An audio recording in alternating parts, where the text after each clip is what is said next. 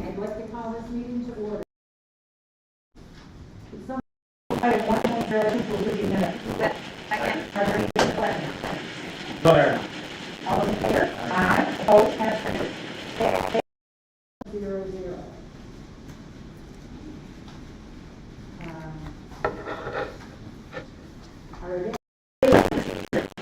We know break, and we actually had to wait. We had this room, we had to go out to the work, and we go out to the building.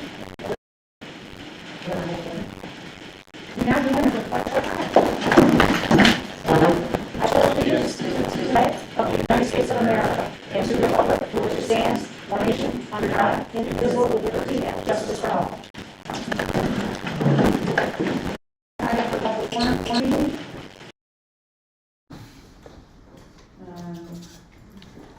Item 1.06 to approve the September 15 regular meeting minutes. Move it. Second.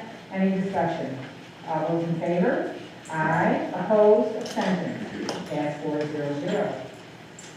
Are there any questions with regards to the President's report on any of the upcoming committee meetings?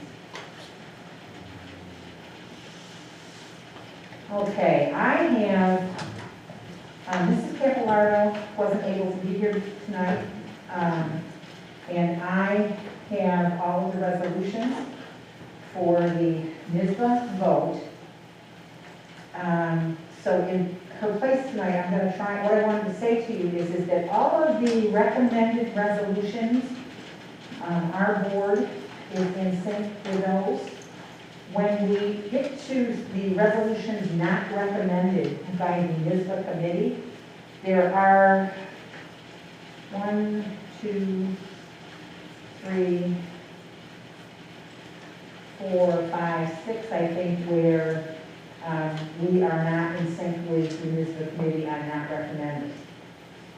Not everyone is here to have a good discussion. I'm wondering if you are fine with advising Mrs. Capillardo to listen to the discussion on the day of the resolution vote and make the decision accordingly in the best interest of our district. Yeah?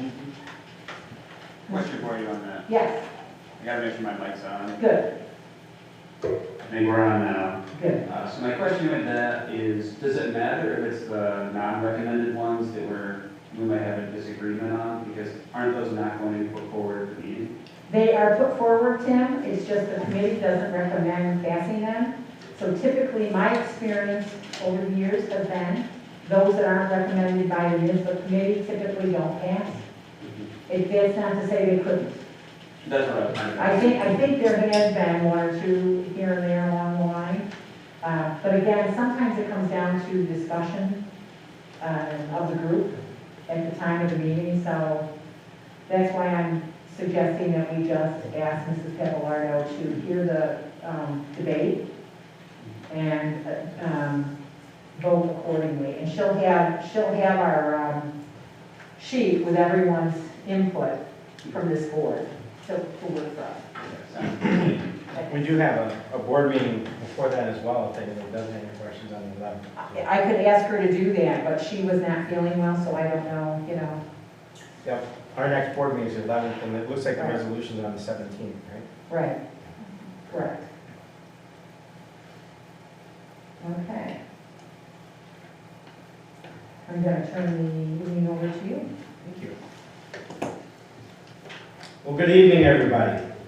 I was invigorated before I came to the meeting tonight. I don't know how many have had the opportunity, or anybody out in our world watching this evening, but this was our 5th open house this evening, and I will tell you, I think they are the highest number of attendees that we've had in my time here, and as I've talked to teachers and administrators and parents, everybody was just so happy to be there tonight. Tonight was Grammy.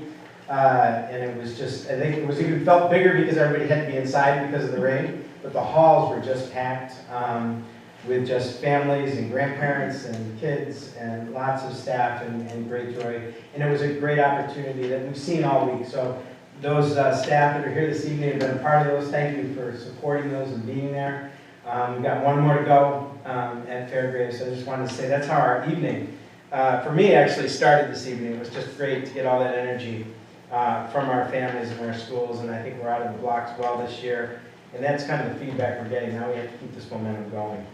So our first report this evening is our secondary assessment report. I'm going to turn it over to Deputy Superintendent Geithner and an entire team of educators that are going to present this evening. So, Ms. Geithner. Yes, thank you, and good evening. So our panel of experts this evening who will be presenting the secondary assessment report with me are Nate Murray, our high school principal, Nate Fasulo, our social studies chair, Danielle Florio, our English chair, and Andrew, our math chair. Dan Meanville, our science chair, was unable to be here, but has contributed with us to the planning and development of this report. So we thank our chairs and Mr. Murray for their work. And also Mrs. Hendrickson, our Director of Humanities, and Ms. Hoffman, our Director of STEAM, will be joining us tonight for the presentation. So we always begin with a reference to why we do the work. And this year, we're focusing on creating a culture in our school district where everyone feels like they belong, that they contribute and feel safe to speak up and share their ideas, and that we recognize on a daily basis that what we do here at school is really important. This work matters, and it belongs to all of us. And so that's how we're bringing our mission and our vision to life.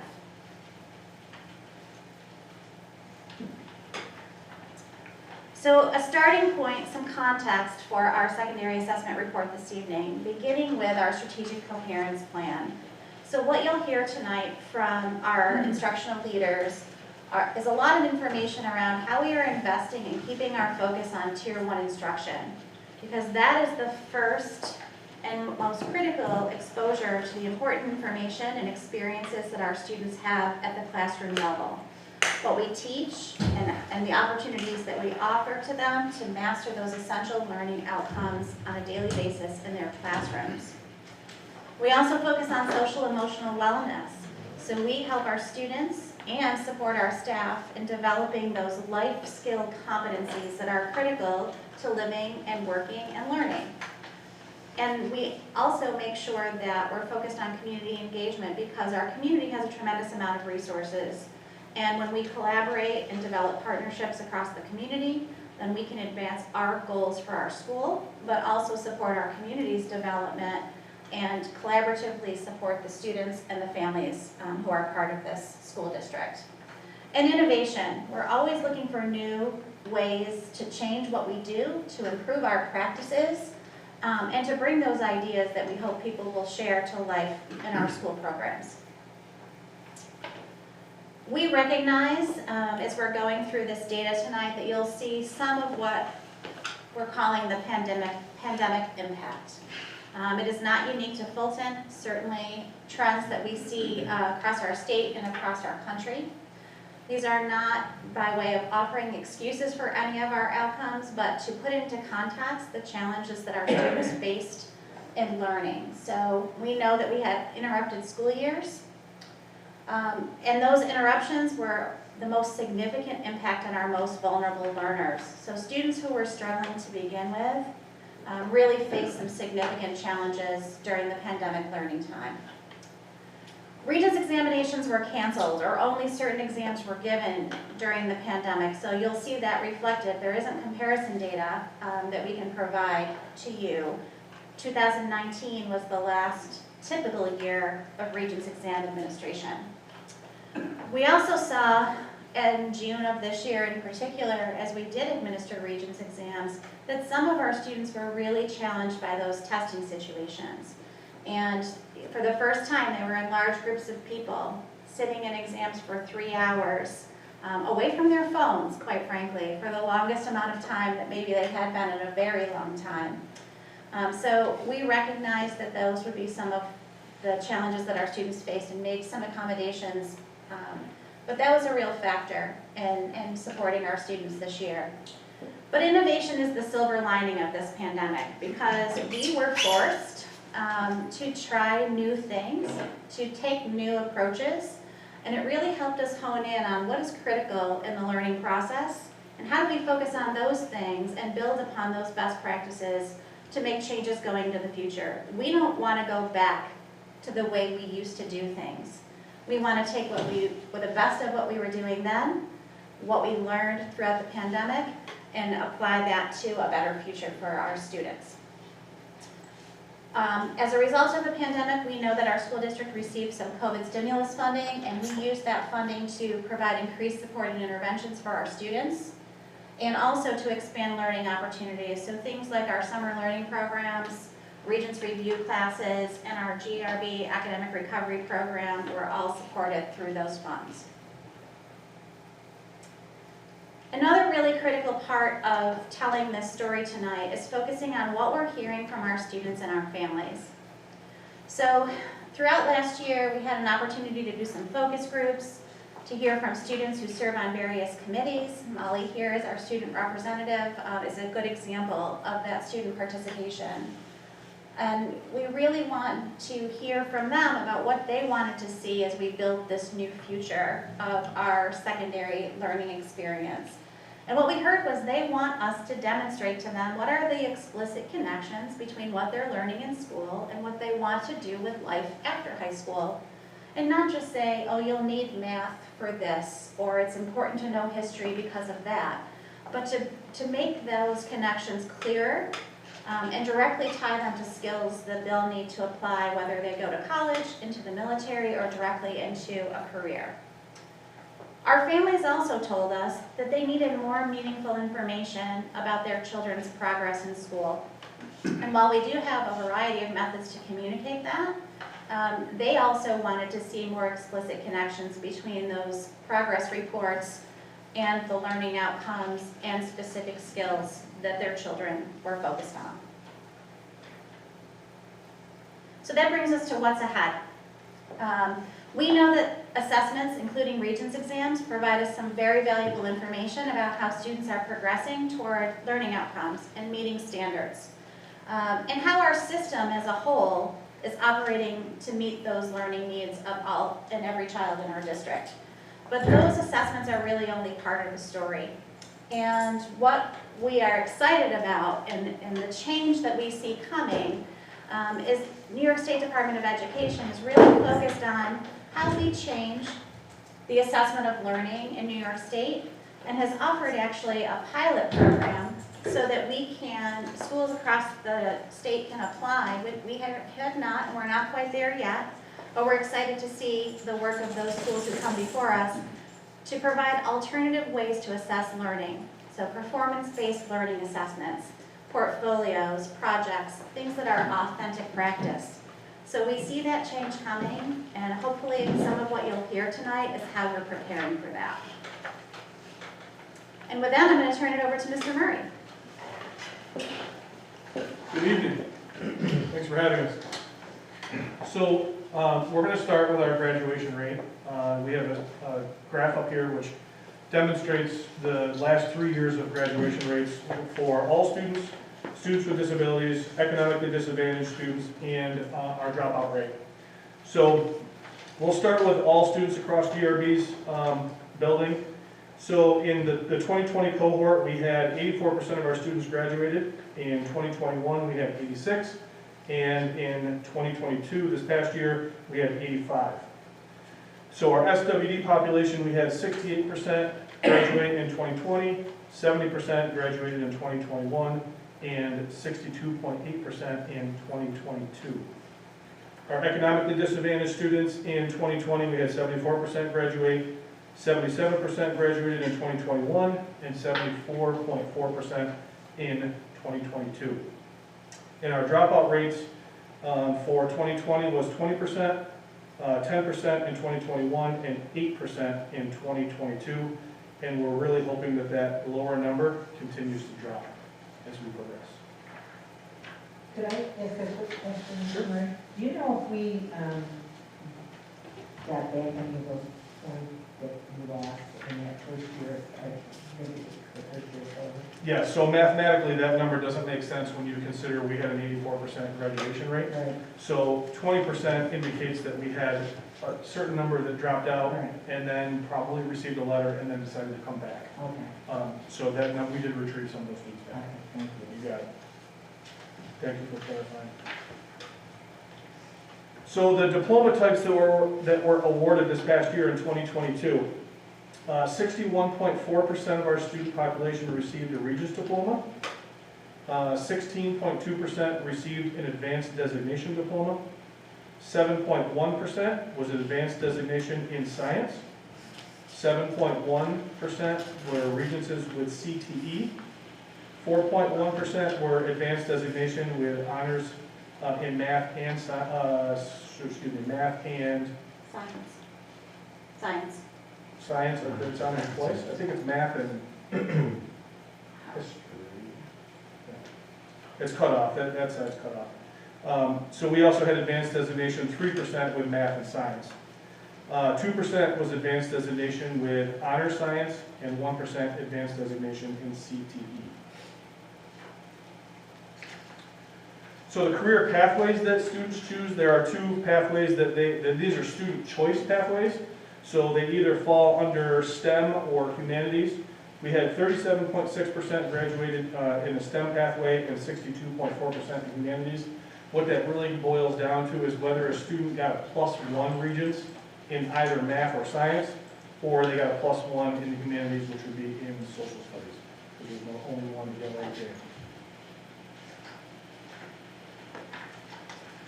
So our dual enrollment courses that we had over last year, and then a little bit comparison to this year. Last year in 21-22, we had 316 students enrolled in a dual enrollment course. 316, that's over a quarter of our building, taking dual enrollment college and high school classes. Students who passed at least one of those dual enrollment courses, we had 314 out of 316 passed at least one of those courses. This year, in 2022 and 2023, we have 328 students that are enrolled in dual enrollment classes, and obviously we don't know what the results of that's going to be because we still are waiting on spring semester enrollment and to find out how they do. What we do know is it's going to continue to rise, particularly through our early college high school program, which we'll talk about a little bit later. We still have one more cohort left to go to get into the building in high school, which will, again, bolster those numbers. So with these dual enrollment courses and how they pertain to students' education down the road, any student that attends a SUNY school must complete 10 courses out of at least 7 of 10 categories which are listed here on this table. The categories are mathematics, natural sciences, social sciences, American history, Western civilization, other world civilizations, humanities, the arts, foreign language, and communication. We offer courses, dual enrollment courses in every one of those categories except for social sciences, which we are looking to add that as we speak, and other world civilizations. So our students could graduate from high school and reach their gen ed requirements in college before they even get there, okay, which is exciting. Our PSAT results in 2021, we had 39 students in grade 10 test last year. They scored between a 630 and a 1350. And we had 113 students in grade 11 tested. They scored between a 610 and a 1350. The average score for our 10th grade students for our school was a 992. The state average was a 932. And national average was a 919. Our 11th grade students, their mean score or average score was a 912. The state was a 1013, and the national average was a 995. So our students are competing on this PSAT exam. Our SAT results, so this is not the PSAT, this is the SAT. We had 50 students in the graduating class of 2022 take the exam, and 40 students in the graduating class of 2021. Our students scored, our 21 graduates, 7 of them scored between a 600 and a 790, 15 scored between an 800 and a 990, 45 scored between 1,000 and 1,190, 25 scored between a 1,200 and a 1,390, and 8 students scored between a 1,400 and a 1,600. Of our 2022 graduates, 4 scored between a 600 and a 790. 14 scored between an 800 and a 990. 60 scored between 1,000 and 1,190. 22 scored between a 1,200 and a 1,390, which round out the SAT results. Was last year the first year of the new format? Isn't the SAT, isn't there a new format, or is that yet to come? I don't think that it was new last year, and I'm not sure about a new format. That's something I can certainly look into, though. I was of the impression that there was a new format coming. Wasn't that one? Okay. Apparently it was a couple years ago, A couple of years ago, okay. which I was unaware of. So I'm just curious if going forward, if we would be looking at that to see if there's any significant differences in how our kids are performing under the new format. Yeah, we can certainly dig into old data.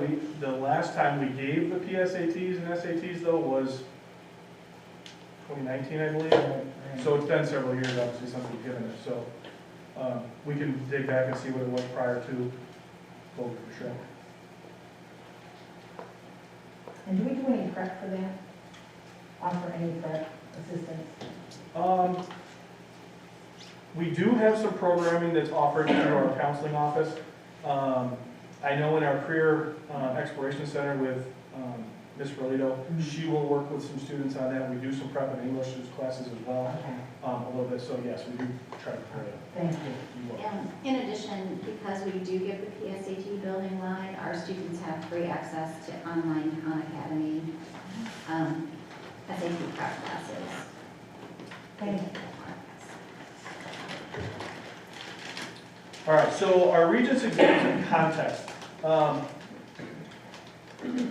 In over 2 years, 2019 and 2020, and 21 and 22, there were no Regents exams that were given. So students who scored a passing grade on their coursework, which would be a 65 or higher, earned an exemption on Regents exams.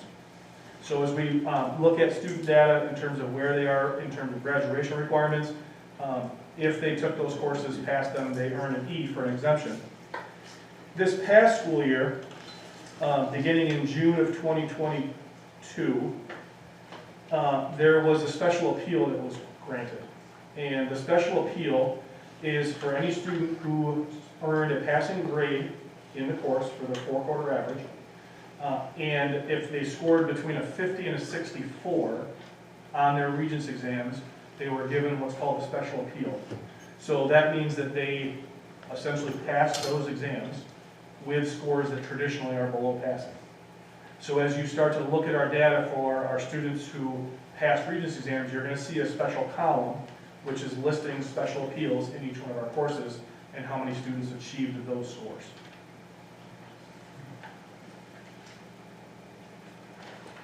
Any questions on the special appeals? So is that to assume that all the reads will be being given as normal again as of this past June? These exams that were given this past June were written prior to COVID, so they are normal exams, yes. I actually am neglectful in saying that this special appeal will continue through this school year as well. So any exam that was given this past August as well, including this January, this coming June, and this coming August, will also have the special appeal in place. Supposedly going to end at the end of the August exams, but we have one more year of that in place still. So, but we are encouraging our kids to take the Regents. Oh, yes. Yeah, they still have to take. Oh, it's required. Yeah. Okay, And they still have to get the 50 or higher. okay, Oh, no, it's required for graduation. okay. You got it. It just opens up a window to students being able to pass with a lower than traditional score. Right. All right, any other questions on the special appeal? All right, I'm going to kick it off to my colleague, Ms. Florio, our English department chair. Thank you, Mr. Hello, everybody. Speaking of required Regents, the English Language Arts Regents is one such required Regents exam. So as the slide just briefly overviews, in order for a student to graduate, they are required to have 4 credits of an English course, so that's equal to 1 year. So we have to have each year of English course credit. And they also need to pass the English Regents. To summarize our data, the chart up here indicates that we had 202 students take the test in June with a 93% passing rate, equivalent to 188 students. 44% passed with an 84% earning the mastery level, which was something to be proud of considering the circumstances. And we did have 9% of our students earn that special appeal, that 50 to 64 range. Next slide. This slide indicates our students with disabilities and our students who are designated as economically disadvantaged. And you can see we had 40 students with disabilities test and a passing rate of 78%, which is about 31 out of 40 students. And of our economically disadvantaged, which is close to about half of our student population that took the test, 202 total. We had an 88% pass rate, which is about 81 students of those 92, which is also something to be proud of. And just a brief summary, as Mr. Murray had talked about our dual enrollment courses. The English department has AP English as well as OCC English 104, or 103 and 104. And last year we had 107 students enrolled in the AP and dual enrollment college courses. And we had 105 students obtain college credit, which means they earned a 3+ on the literature and composition. That was 12 total students. And then we also had another 93 that earned credit through OCC, our CCN, early college credit now course that we have through OCC. And 89 students are currently enrolled in these courses this year, and they're doing well. So we're very proud of that. And finally, it's kind of hard to read from a distance, but we thought it was good to include, there were some adjustments to the Next Generation Learning Standards layout and overview given the pandemic. So we're currently implementing the Next Gen Learning Standards. And you can see right in the middle phase there. And we're also exploring some other options, as Mrs. Geithner spoke to, just thinking differently about the state's trends in other pathways for students to indicate credit or to indicate learning being the focus, not so much the tests. And how can we maybe look at some shifts in when we give the Regents exams to open up more options for students. So we're exploring some of that. We presented to site team, and stay tuned for more exciting stuff to come. Are there any questions for ELA? Are we still encouraging them to take the ELA in January? Is that still an option? We are giving it to juniors in January this year. The Yep. entire junior The student entire life? cohort, yep. Any other questions? Just that when we talk about pass with an appeal, so the state or we feel confident that these students can go on to do whatever the next thing they want to do in life. They have enough of a foundation to be able to succeed if they go into a college course or take some sort of business course. Are you speaking specifically to the 50 to 64 range? Yes. Yes. Okay. I mean, you have to understand too, the Regents exam for English is a required exam for graduation, and it's a minimal skills assessment in a lot of ways. It's basic reading comprehension, very basic writing, critical thinking, argument, and then the final essay is a reading passage where you have to argue a central theme or central idea. So if a student can earn a 50, and the state, I believe, set that threshold because they were confident that it still would indicate skills necessary and needed to move on with life, to get out in the world and to have a successful life. And we didn't need to hold any kids back from that opportunity by requiring a 65 or better. Thank you. That's really the question I hear a lot from community members who are adults, is they're concerned whether or not what that means, because I think it means something different now than what it meant when, say, I was young, years ago. So thank you for sharing that. I think people will feel more comfortable and understand that the tests are indicating that they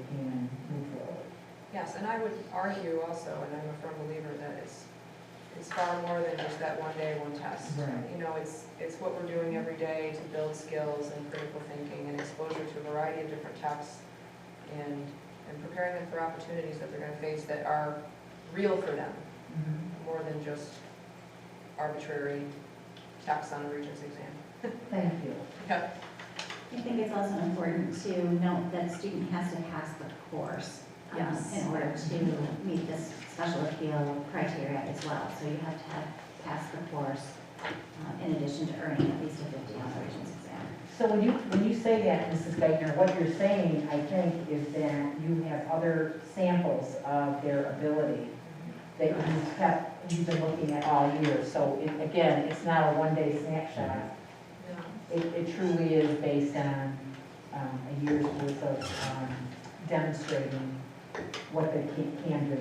Yes, and the English department has done very well, especially, this is one of those innovation silver linings that Mrs. Gardner spoke to, is just rethinking our assessments at 5 and 10 weeks.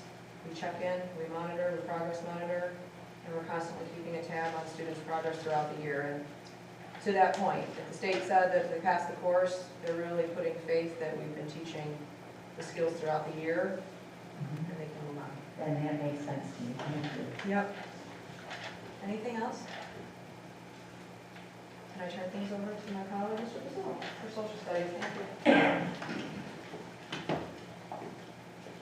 I'm gonna stay out there because I got some small stuff to read. So. Do you want this? Yeah. that'd be great. Okay. Awesome. All right. Good evening, everybody. In social studies, students have to take 4 years, a full 4 years. Global 1, Global 2, US, and then Econ and Big. They have to pass at least one of the 2 exams, and we've had some changes over the past couple of years I'm going to talk about. It's particularly in US history. So in 2022, as you guys can see, 93% passed. That's a typo there, 224. We had a lot more than 24 tests. I think we had 249 or so. Something like that. Yeah, it's 249. 249. We have 93% pass, 65% traditionally from 65 to 84, 6% mastery, and then 22% got the low pass. This was about our normal passing rate, just in case you're wondering. A little low. Usually it's in the upper 70s. That was in the low 70s. In terms of students with disabilities, 46 tested, 71% passed. The appeal really helped us out there. And then economically disadvantaged, 132, 84% passed. So this, with the catastrophe that happened this spring with the mass shooting in Buffalo, I don't know if you guys were aware of that. They canceled the US exam for August. Apparently in the exam there were some sensitive things that could cause trauma, so they canceled the exam for August and June, and actually in January. So we will have it in June of 2023, but just not for this January coming up. So the new American History Regents is going to look more like the global. Generally speaking, the change is less recall, more document analysis. And that's true both in global and American. So the old Regents exam, you'd have 50 multiple choice. Now there's only 28 multiple choice. It's really 14 sets of documents with 2 questions apiece. The first question just being something straight from the document, and the second question, something you have to infer. So the trend is students have to do a lot more reading and a lot more analysis and less straight recall of history. And that happened in global, started in 2019, I believe, and now it's going over to US history. That's the new framework. So the test is 28 multiple choice, and then there's really 3 DBQs, document-based questions.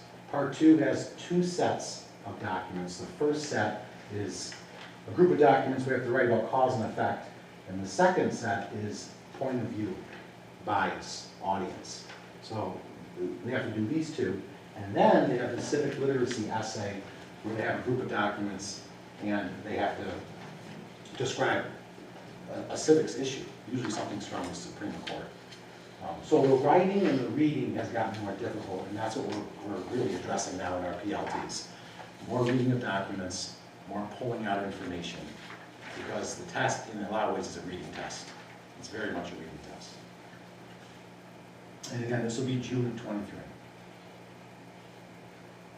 All right, in terms of college, we're very proud of what we offer in social studies. 173 students were enrolled in AP and dual enrollment courses. This year we have 160 currently enrolled. That number will go up. Kids usually start adding in the spring. So that number will probably match this number. 142 earned college credit. You have to get a 3 or above on the AP World, the AP US, or the AP Macro exam, or pass one of the CCC courses. And we have Western Civ 2, US 19th century, history, and then World War II. And as Mr. Murray pointed out, those courses were specifically picked because they nailed gen ed requirements for SUNY. So, and we're also looking to do, we're in the process of seeing if we can do OCC economics, just so we can get category 3 in terms of gen ed. So maybe they don't have to just take AP economics, we'll have something else, kind of like English has. English has AP English and they have OCC English. So something, another opportunity. I'm looking at that.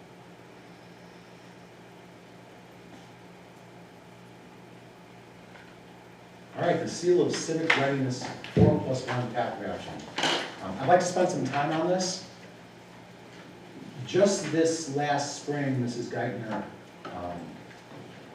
Mrs. Hendrickson, and our team applied for this. And it's really a great thing. The state came out this a year ago, I believe. And all students have to pass 4 readings exams, I know you guys know this, +1. And now the seal of civic readiness could be that +1. So what is it? It's basically a lot of knowledge and actions that students have to obtain and perform in their high school and even junior high years where they can obtain this seal, all right? And it's based on these 4 areas: civic knowledge, civic skills and actions, civic mindsets, and civics experiences. And the whole purpose was this, was the state decided students need to know how to properly be civically engaged. That they have a voice, and there is a pathway in our democracy to properly do this. But a lot of students don't know how to do it. So our job is to get them to properly be engaged.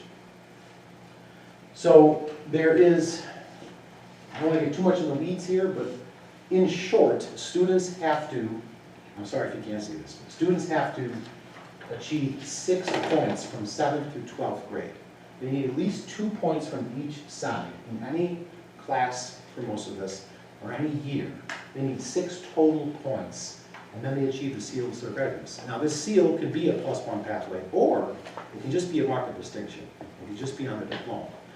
So I'll just read this for you guys. Option 1, they gotta pass all of their courses, their history courses. All students should achieve this. Option 2, they get 1.5 points if they achieve mastery on a socialized readings exam, and the asterisk means they can do that on multiple. Option 3, achieving proficiency, so if they don't achieve mastery, they can achieve proficiency. Option 4, pass an advanced social studies course. We're way ahead of this. We have many advanced social studies courses. So kids that take all of these, they can walk away with 2.5, 3 points. And then option 5, the civics research project. Our group met in the summer, and because this year we're kind of, our seniors are behind the 8 ball, okay? We have to do all this in 1 year. They're going to achieve this, all of our seniors in their economics classes, and they're going to achieve this in their participation in government classes. And then as the years go on, we're going to trickle that back to other courses, not only in our department, but in other departments, so that it's more comprehensive, such as in English and SUNY ESF. Option 5 is a research project. Option 6 is a civics project. Those are a little different, okay? 7 is a service learning project. And 9 is work-based. So these are for students that work, they can write about it, that's participation. They have to present or write about it. And this is for students who are in a club or activity, like recycling, and they do a bunch of hours. That when they write about it, their hours were and how they taught them things that make them civically minded. That gets them a point. Any elective that has civic engagement, such as sociology, psychology, any of the advanced courses, even public speaking in English or ESF global environment. If they write an application of knowledge essay, they get a half point there. Then the Capstone Project is really something, if a student wants to sink their teeth into this, and this would be 4 points. And it's going to be, we're going to make this next year a half credit tutorial. So it can be one-on-one with a teacher that they can do this with if they want to. And they will get 4 points for that. So we're proud of this because our students, what we've achieved here at G. Ray Bodley, our students already start with a leg up because of all these different electives. And we are tracking this through our PIG and econ teachers. Okay, we're tracking. We have a big spreadsheet Mrs. Hendrickson helped create that tracks what they're doing. So we're going to be looking at it every 5 weeks to make sure our seniors are hitting their points and can achieve this. Any questions on this before I click past them? Are the 4 points in the capstone, are those divided amongst the categories? Because you can only take 2 from each, correct? No, you need at least 2 from each, but you need a total of 6. So if you do the capstone, you're getting automatically 4 on the red side, the participation side. So that would knock off the 2 that are required on this side. And then actually a student that actually completed this most likely would have by far enough over here. They already have 1 there. And if they just have proficiency on both reading exams, they have the 2 that they needed, or just 1 reading exam, the 2 they needed to go through with it. How has this been received by students so far? I'm guessing you announced this year this action. Well, the students, we are actually in the process of doing that around week 5. Okay. Because I'm actually meeting with my team Thursday. Okay, the PIG and econ team, to start this and this, because we wanted to get them in the class, get them in class guys before we hit them with this kind of a project. But that's a good question. I mean, we don't come back and tell you guys, but I would think they would be happy to know that they can achieve this mark of distinction and possibly get a 4+1. It's only good. It would be nice to get some sense of their reaction once you introduce this new option to them. I'll introduce it to you if you're my student. So you had mentioned that students could start as early as 7th grade. Yes. So are you planning on working with teachers in the middle school Yes. to introduce this to students to work with their courses and possible future courses? That's a great question. In the summer, when we met, we did have the junior high facilitator, Mrs. Rodriguez, with us, and Mr. Capani, and we talked about that, and that is something we're definitely going to take off for next year. Okay. Any questions?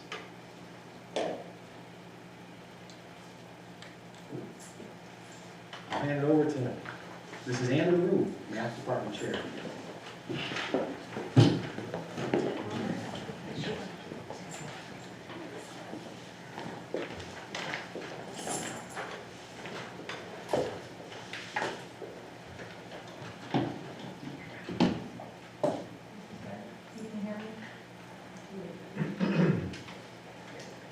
Is that better? Really right now. Okay. Wait. Is that on? I pressed the power button, I promise. Do you have a rate and numbers? Yes. Okay. Here.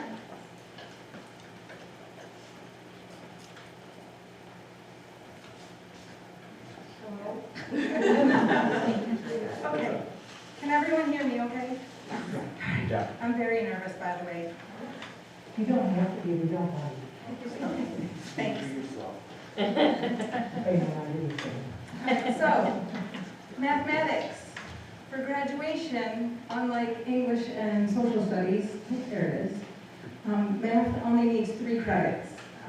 We do, however, encourage students to take 4 credits of math.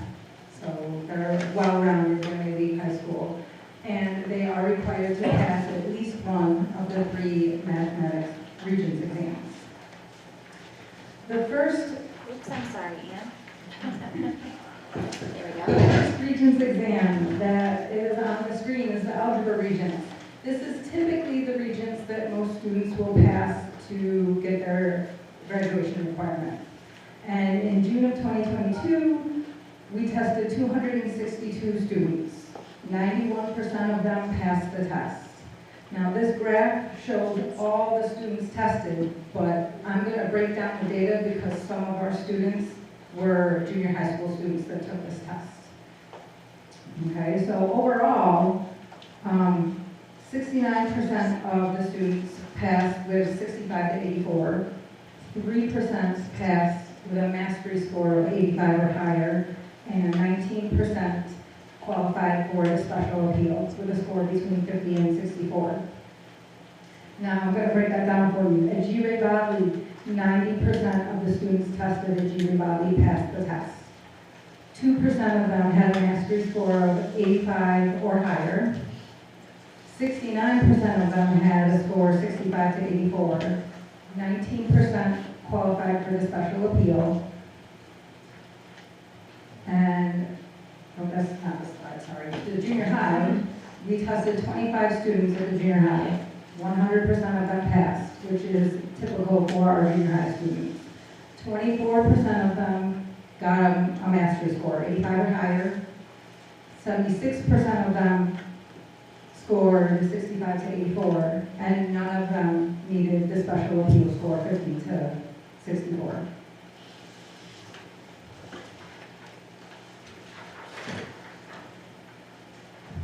Amongst our students with disabilities, we tested 46 of them. All right, all of them at the high school level. There were no students with disabilities tested at the junior high. 67% of them passed. So 43% passed with a score greater than or equal to 65, and 24% qualified for the special appeal.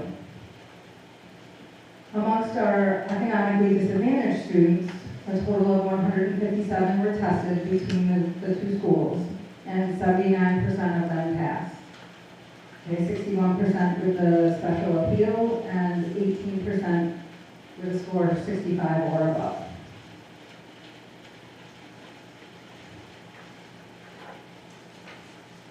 The next math test that a lot of students take is the geometry test. We tested 141 students and 97% of them passed, with 4% getting a mastery score of 85 or higher, 70% getting a 65 to 84, and 23% passing with the special appeal, 50 to 64.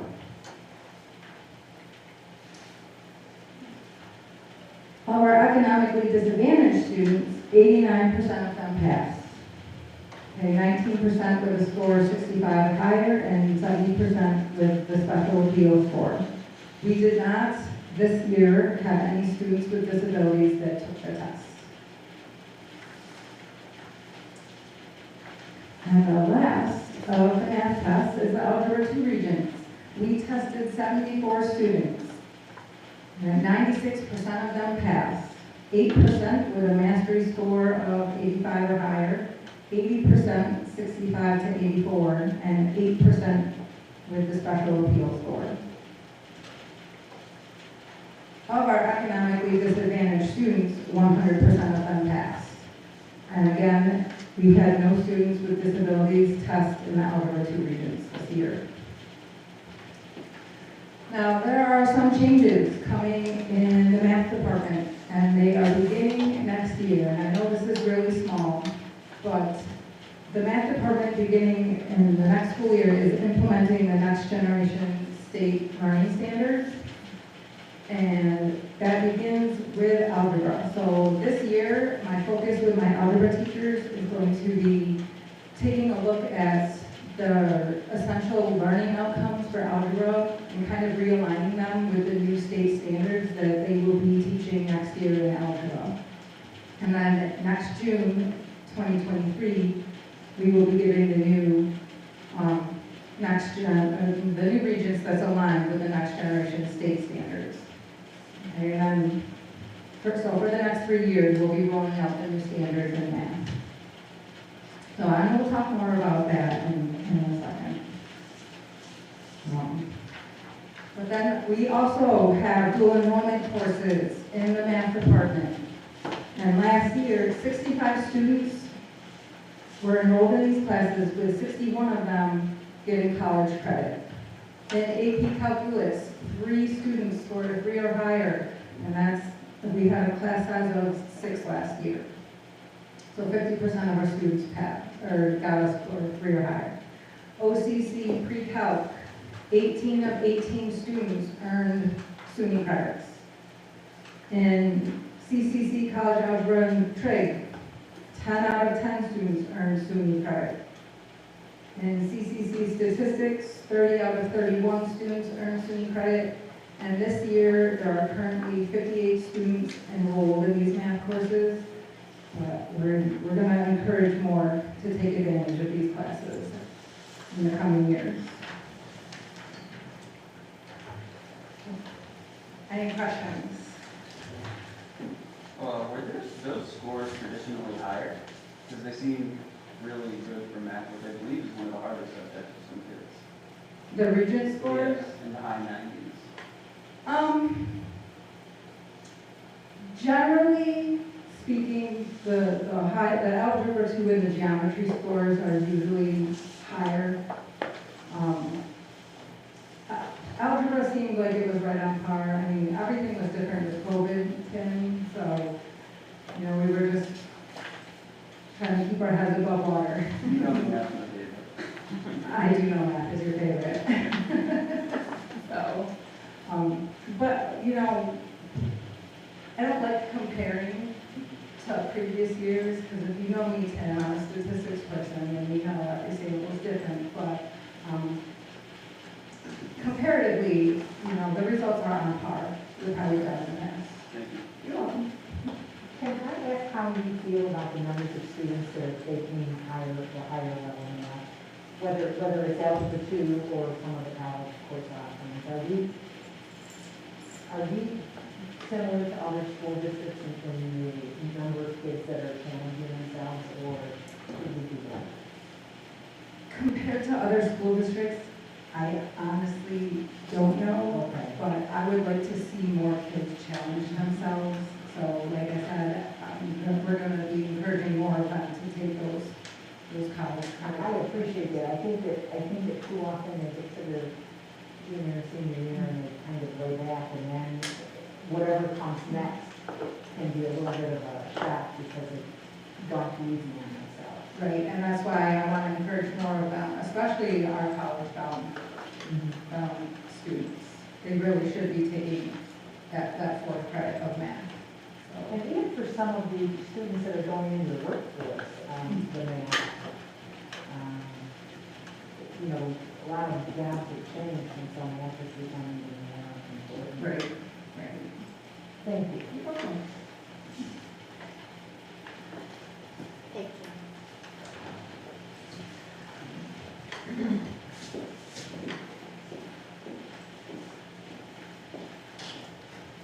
Good evening. I'm Abby Hoffman. I'm the Director of STEAM, Science, Technology, Engineering, Arts, and Math, and I am filling in for Department Chair of Science, Dan Caneva, if that's possible to deliver for him. And I'll be presenting the science data this evening. So, in science, for graduation, 1 science credit is required of the 4 Regents credit-bearing courses that we have here. For most of the students, this is going to be living environment or earth science. For each science course, I just wanted to note that there is a requirement of 1,200 lab minutes that are required for completion to be able to sit for the Regents. So we'll start off with living environment. This past year, we had 92% of our 227 students who took the living environment Regents pass, earning that 1 necessary science credit towards their graduation. This is 208 students, so it's very good. Our students with disabilities, 76% of those students passed, and our economically disadvantaged, 79% student pass rate for Moving on to earth science, we have the same situation with our accelerated science program. 25 students at the junior high, 8th graders took the earth science regions as a part of that science program, and all 25 students passed the regions. 84% of those students meeting the 95% or better mastery level, so that was excellent. In total, 199 students took the earth science regions with a passing rate of 82%. That was 163 students earning that one credit that they need towards graduation for the regions. Our students with disabilities, a 42% passing rate, and economically disadvantaged, 66% passing rate. Moving on to chemistry, 92 students took the chemistry regions, and of those, 78% passed. That's 71 students. Students with disabilities, 33% passed chemistry, and 65% passed, classified as economically disadvantaged. Our physical setting, or better known as physics regions, 20 students took the regions and with a passing rate of 95%. Students with disabilities, there were none. Economically disadvantaged, 100% of those students passed. I want to note that 25 students earned an extra science credit in our non-Regents physics course. So we do offer a non-Regents physics course, 25%. 142 students earned additional science credits in non-Regents courses last year. So although you only have to get that one, you can go on to take other non-Regents science courses. Okay.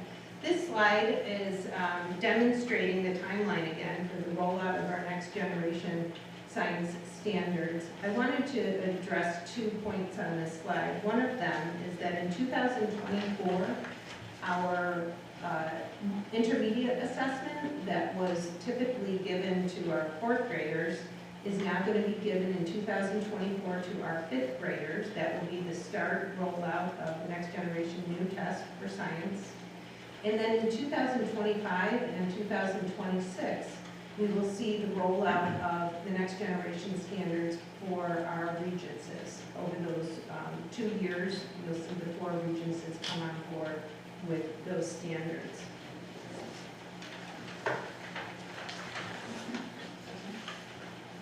In science, we have an opportunity to earn up to 15 college credits in advanced courses. 52 students completed coursework that led to college credit last year. In AP Biology, 17 students earned credit. SUNY ESF, 15 students. In Cayuga Community College, 20 students, that was the physics, earned SUNY credit, 4 credits there. And currently we have 50 students enrolled in science courses that are college credit bearing.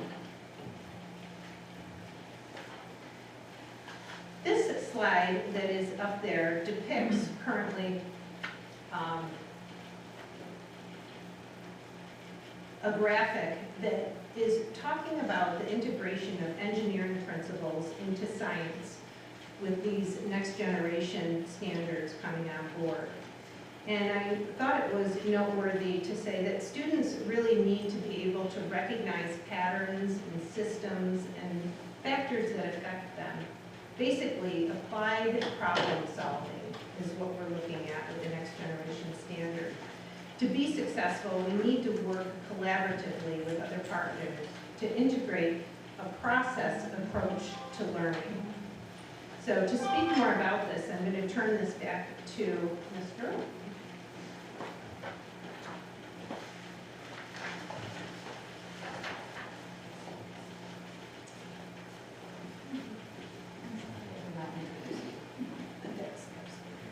All right, so you've heard all about our assessments, and now we have some action steps. And one of the things that the science and the math department would like to do with the rollout of the next generation state standards is take that opportunity to integrate the two departments and really start working together to align the standards so that the standards that overlap, the kids are receiving the same message consistently, whether they're in a science class or a math class, about certain topics that show up in both, while at the same time they're still getting problems that are authentic to each content area. So Dan and I have talked at length about having interdisciplinary department meetings where we can really delve into looking at the next gen standards for math and science and bringing them together to really benefit our students as they go forward.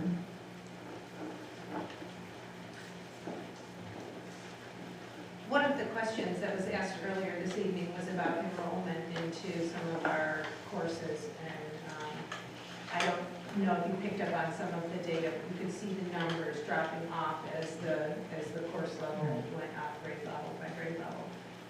And so one of the things that one of the action steps that we're taking is to really invest in the 8th grade algebra and earth science program in the junior high and connect that to the high school so that we can really see the pathways forward for students to be able to take some of these advanced courses and plot those courses along those pathways so that students can see the relevance of incorporating them into their high school program.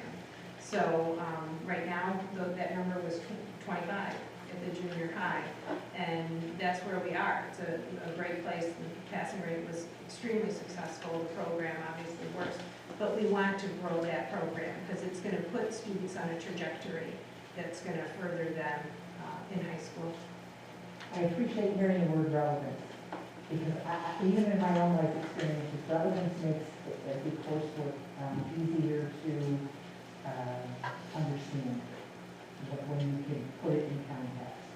So I'm really grateful that you're thinking along those lines, and I also am grateful that you're thinking about more 8th graders, because I often wonder if we are shortchanging some kids in how we challenge them, or we encourage them to shortchange themselves. They don't, we don't build their confidence if we're saying, you're not ready.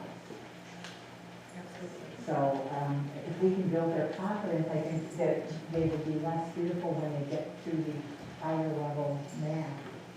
If we start at a younger age saying, yeah, sure, you can do this. It's a benefit. A lot of it is not only collaboration between departments, but also collaboration that vertical and horizontal. So This is exciting. it's extremely exciting. Very It exciting. sounds like a dry topic, but it's really quite exciting. Thank you.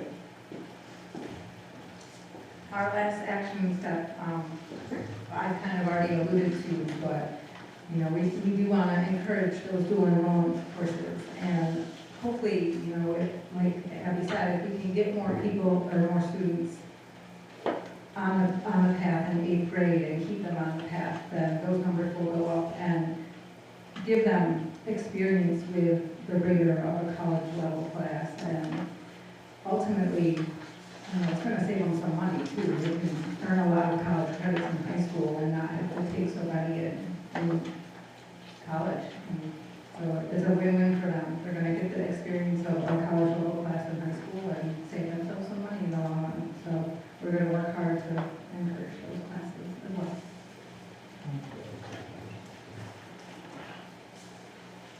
Nathan, Danielle, are you coming up to?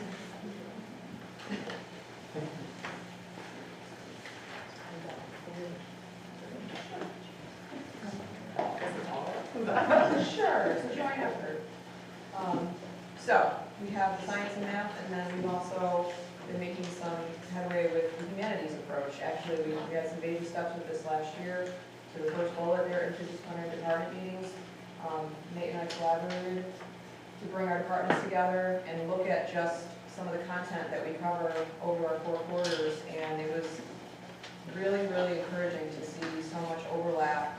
You're like, oh, you read Knight, or you're doing World War II, we could totally read Knight, or you're doing Mesopotamia, we could totally do Greek gods, and just seeing where the literature and the content in social studies in the LA could totally beautifully intertwined.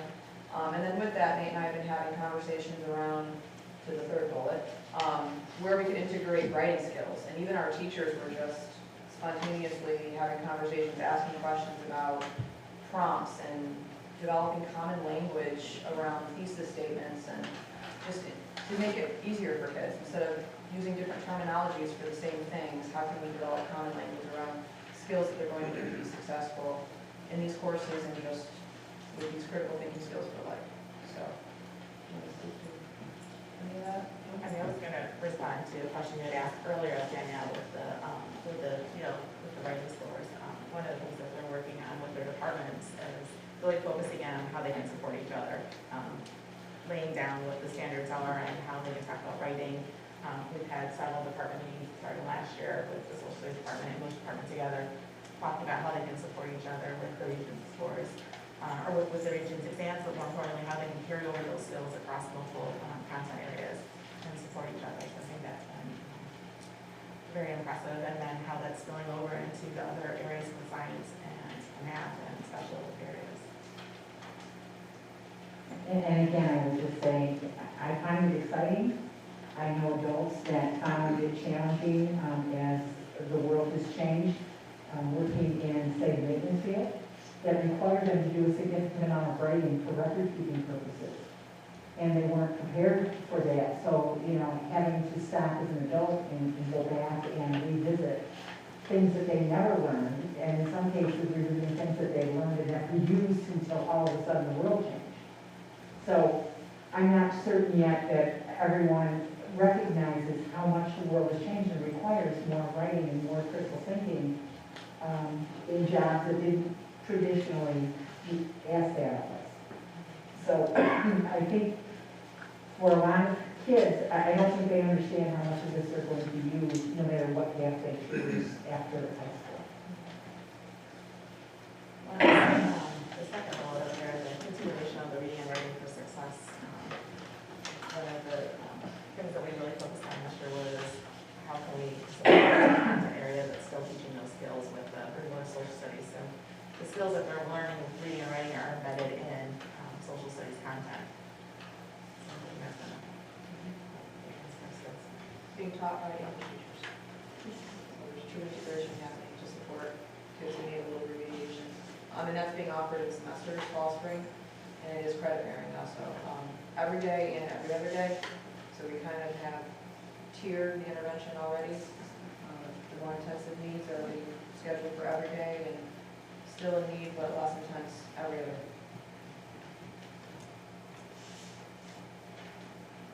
Any questions?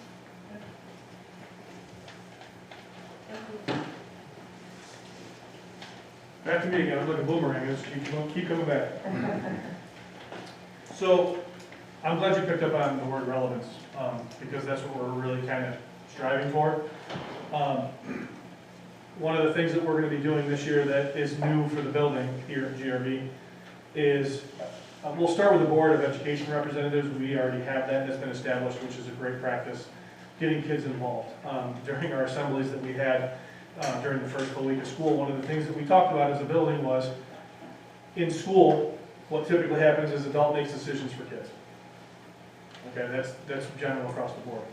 So we're trying to change that narrative here at the high school. We have 5 primary, within the school, 5 primary committees that make decisions for the building. All right, that's our site-based team, our school culture team, our leadership team, our instructional task force, and our family and community engagement task force. What we're promoting across the building through Word at assemblies, for example, but also in terms of recruitment, we are actively recruiting students for the first time ever to be on all of those committees. Site-based team has had student representation, but the other committees have not. So we're adding students to those teams to make decisions in the building. Help make those decisions and see what goes on behind the scenes when sometimes students voice, they express something that they want to see happen, but they don't really understand why it can't happen, for example. We want them to be part of that process. We want them to see what happens, how dialogue works, how some things can be blockers, how other things aren't. So we want this to be relative.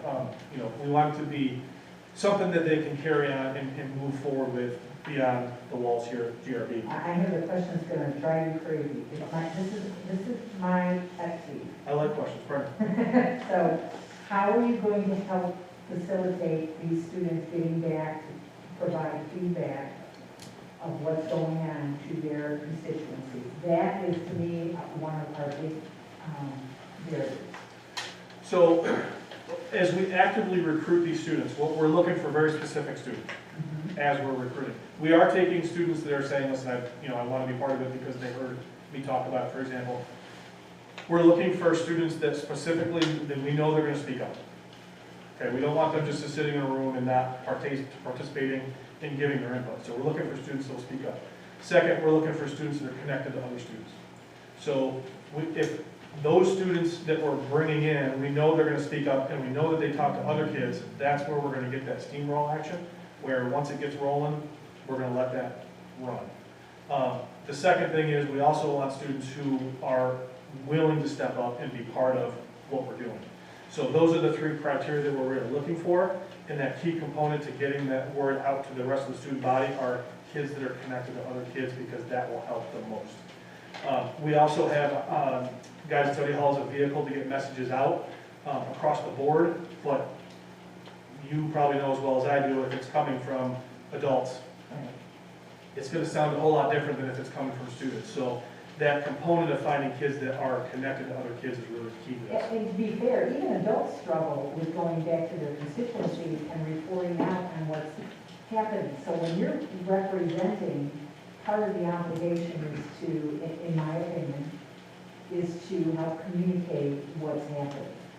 And so I'm just asking that some thought is given, whether the kids sit and brainstorm how they're going to do that, so that their involvement is appreciated by their peers.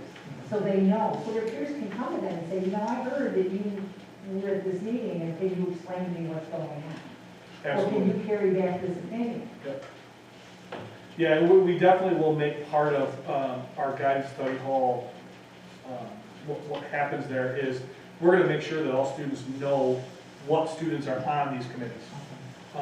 Because, like you said, they may not know that, so we're going to put that out in front of them all the time. Actually, probably part of our GRB family updates that we send out, we're going to probably have a section on there for who the student reps are once they're identified. We have a few that are identified so far, but we're going to bolster those numbers to get more kids involved. And it's a great help, and it's a great vehicle to teach them for, because when you're an active community member, you need to know how to be an active participant. So I like that you are also giving them life skills as well as voice. Yep. Okay, so our next action steps, and this actually can speak to some of the conversation that's happened already with one of the things that you picked up on probably a little bit is there's a big difference between what happens in our STEM or STEAM world and our humanities world. There's far more students who are taking dual enrollment humanity courses here than are taking our STEM, and there's a reason for that. So one of the things that we're trying to do here at GRB is we are trying to make the connection ultimately between what happens here at the high school level really to employment, because that's the ultimate goal. We want kids to be employed, right? Whether that means that they go directly from here to employment, whether they go from here to college to employment, whether they go from here to military to employment, regardless of what the bridge is in between, if there is one, we're trying to make those connections. So we have the Career Exploration Center with Ms. Verlito, who does lots of stuff around bringing kids from high school to employment in terms of resume writing, cover letter writing, making sure that they are connected through internships and job shadowing opportunities. So we have that connection piece there. She also provides the Workkeys Exam, which we provide as a building. It's a test that tests the skills required for success in the workplace. We had 54 students take that exam last year, and we're looking to build on that again this year. Of course, we have our AP courses and our dual enrollment courses. The key player in the STEM humanities difference in dual enrollment is our early college high school program. We are likely not going to see a bolster of numbers that are taking those dual enrollment high school classes here in science and math because of this program. So we had 163 students that were in the early college high school program last year. It's a double program. They either can enter as an IT student, which is information technology, they're kind of on the math track, or they're in the health science program, which they're in the science track. Those students, by the end of next year, we're going to be full 4 cohorted groups. A quarter of our building will be in this program, which means those students are going to be taking not quite half, but roughly half of their classes as juniors and seniors on CCC campus. And those classes that they're taking are mostly science if you're on the health science side, or math if you're on the IT side. So it's a little difficult for us to bolster our numbers here because we have 250 students in the program that are going to be taking those classes on college campuses as high school students. So I just want you to keep that in mind with early college high school. Those programs, the early college high school programs, as well as our Career Exploration Center, we also offer internships and job shadowing that are, again, connecting the relevance between what they're doing here in high school and giving them that vision beyond high school so that they know what they're getting into and they have a vision for what path they're on to get them where they want to go. So that's a big connecting piece that we have as well. And then finally, you've heard about our interdisciplinary meetings that we're having. These are direct emphasis on learning. We're trying to move away from students chasing grades, instead chasing learning. Okay, that's what these points are really in terms of our steps here. Performance-based grading is another big one that our building is moving to. So one of the things, Mr. Manville is the one that actually kicked this off. His move from, as an AP teacher, his students and his family struggled with this because students who are typically on an AP track are always chasing grades. They always want to know what they can do to do better to get a higher grade. How do I earn extra credit? All the stuff that is just really kind of icky, if you will. He put the focus now on learning as opposed to grade chasing, and students had to make a big shift. And what they've noticed is they're beginning to learn more and more how to be a learner as opposed to how to be a grade chaser.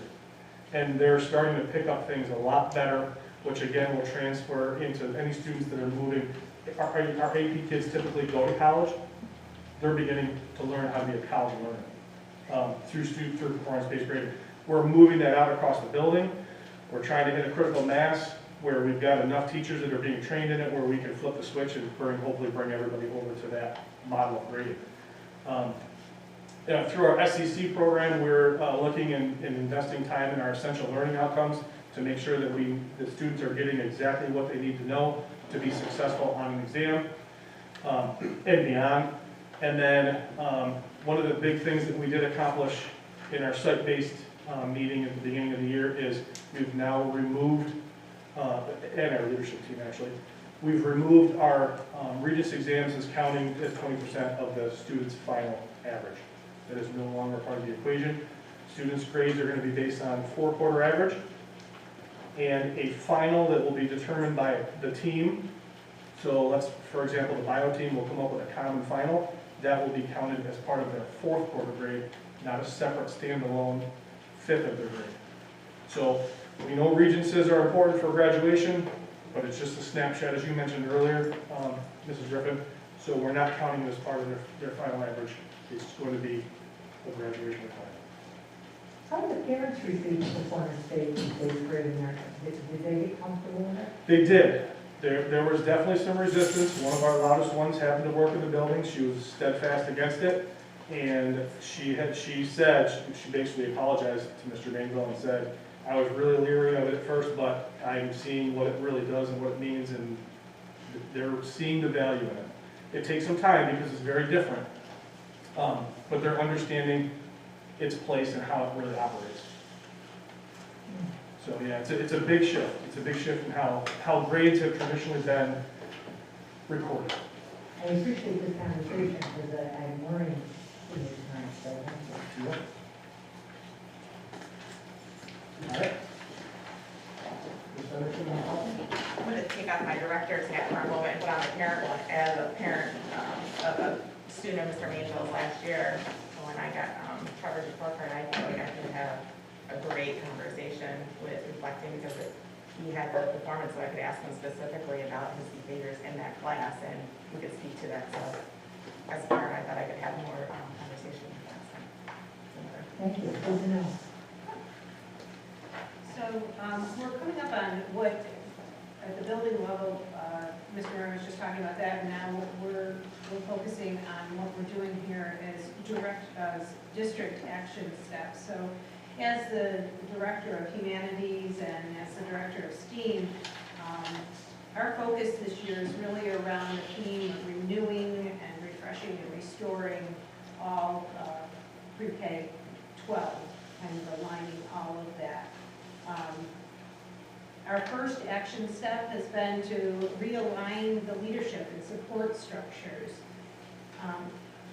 The humanities, and having the humanities and STEAM working together allows us to have shared common systems for communicating and facilitating curriculum.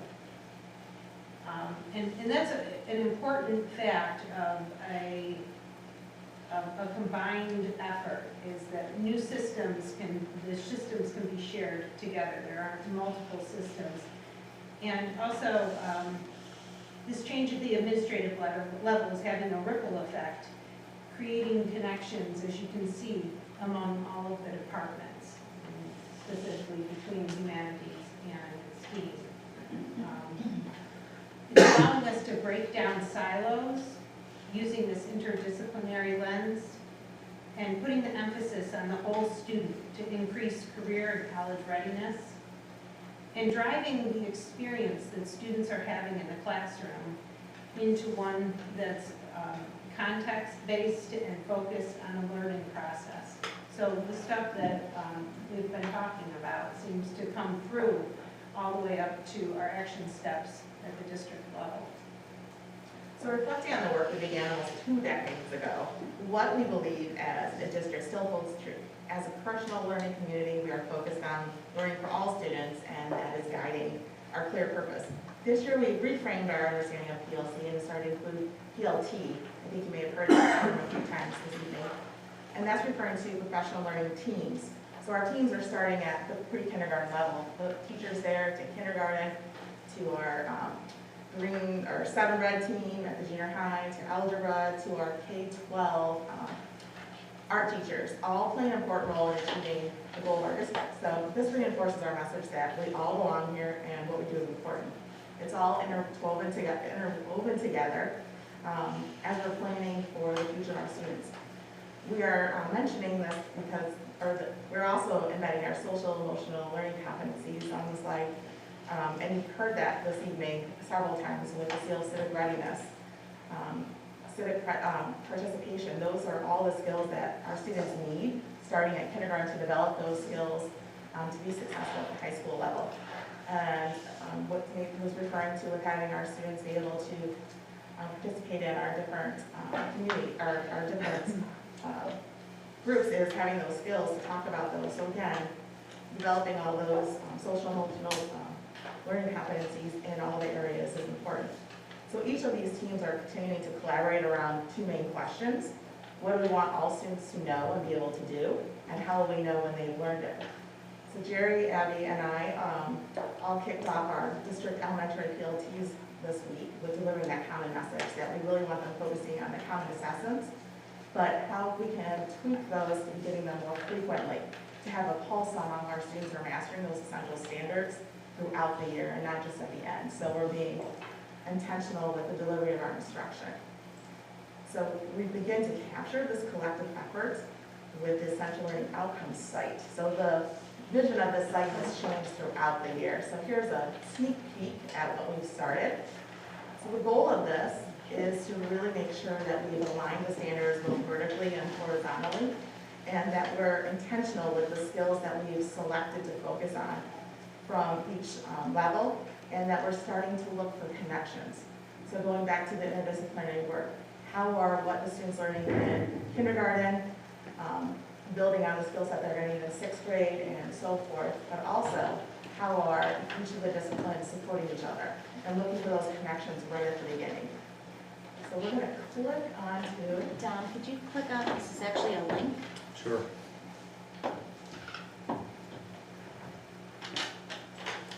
so if you go back or up at the top of the home slide, there we go. And slide over to the right, you'll see all of the, to the right, you'll see like all the grade levels. So students, parents, and teachers can, we'll just leave right there. Scroll and you'll see the different content areas and the grade levels. So this is mathematics, I'm sorry, I can't really see. Is this sixth grade? You want us to hop over to the 7-12 section? And we can go right to ELA. So here's an example of English Language Arts from 7-12. If you click on 10th grade, for example,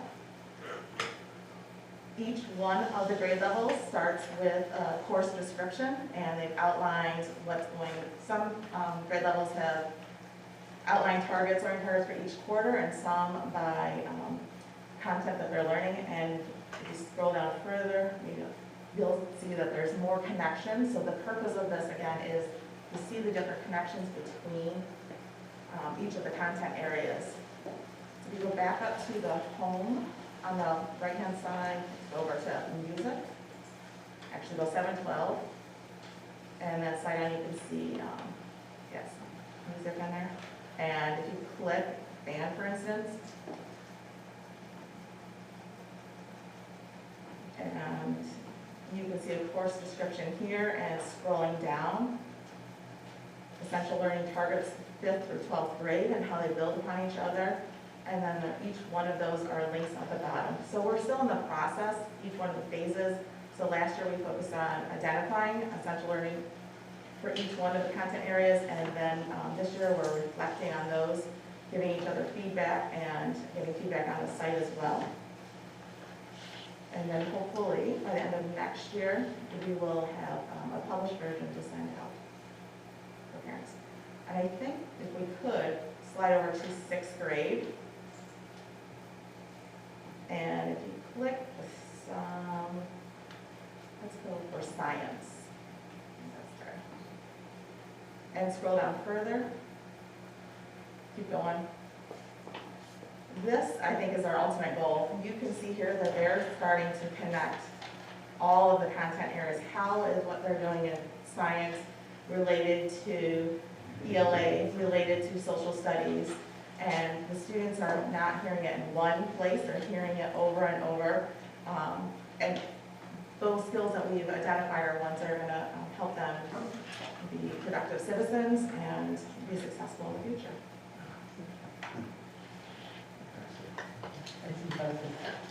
So this is, as Renee said, a work in progress.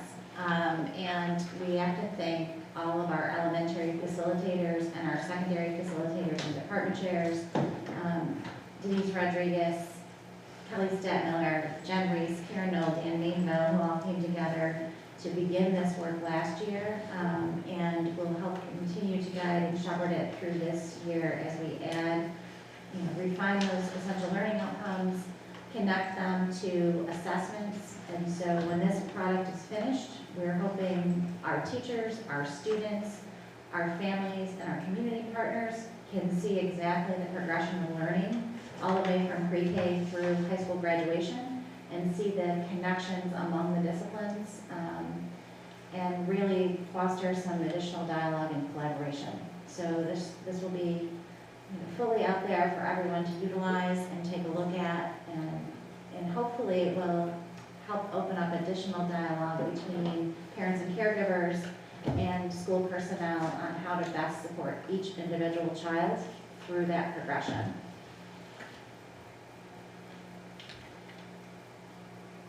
And that does bring us to the conclusion of our presentation. I just wanted to wrap everything up by bringing it back to this notion that what we provided to you tonight is a look at the progress of our secondary students, but it didn't begin on that first day of high school. It began on that first day that those children came to us in pre-K, and by fostering that sense of belonging, creating environments where learning and risk-taking is safe, and making sure that we're crystal clear of the purpose of what we're doing, that really is going to help keep us on this path toward growth and future success.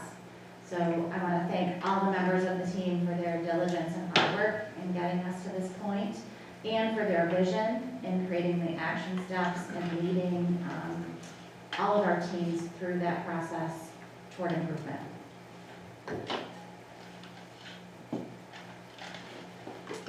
Wow, well, thank you to the team, great job, everybody. It's really a comprehensive amount of work. It really ties back to all the work in our strategic coherence plan.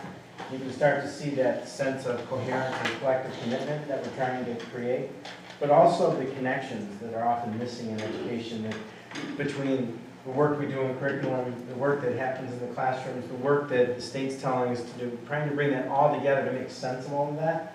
And I believe this is the next steps that we're taking, so I'm very proud of the work that we're doing. And I think, we have to just stay the course with this work. And it really, the key is those professional learning communities, that's the fuel. And the feedback from the kids, you start to see all the parts. I'm not going to reiterate everything, but all of what you heard tonight has to come together. The assessments they'll take care of themselves. It's really all of the work that works towards that. The assessment is the culminations of all of the work they're doing in the classroom, and they should be able to perform on those assessments successfully. I'm excited for the kids to be able to, with some adult, review what they're going to learn, what to expect, so it's not all surprises. I just think it's wonderful. You also be able to articulate from kindergarten all the way through pre-K through 12th grade to really see how it all fits together. From, let's say, in the area of science, you can actually look back where we are and how it all builds together and spirals together. Any other comments or questions? Ms. Geithner, the music textbook. I'd just like to highlight that. Yes, so in accordance with our board policy, I'm presenting on behalf of our music department at the high school, proposed new textbooks for music theory. And the music theory class will be taught by Taras Loftus, who is one of our choral music teacher, our vocal music teacher. And at the recommendation of the College Board of Advanced Placement, he has selected the Musician's Guide to Theory and Analysis as the text, and accompanying workbooks and a skills book for sight singing.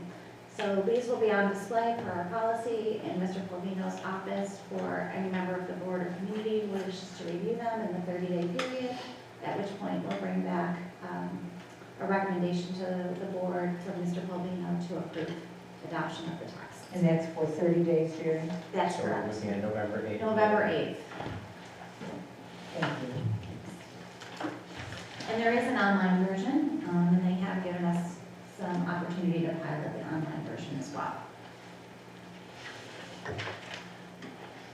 Any questions? So those will be available in the superintendent's office at the Fulton Junior High. Hey, did you have a good number of students that enrolled? Not sure what the current enrollment in the course is. I will have to get back to you on those exact numbers, I'm not certain. Okay, thanks. Okay.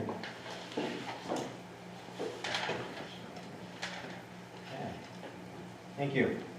Next item is operations and finance report. This is a report that the first time we're doing it this way, what we're hoping to do, and we'll be looking for your feedback, is in operations. We've been doing the finance report, the second meeting of the month, but now we're going to add an operations, and perhaps number 4, the capital improvement updates will start to be phased away because they'll be a part of the operations. I think you'll see that this evening. So we'll be looking for your feedback on this report as well. So Dr. Lisi, operations and finance report with your team.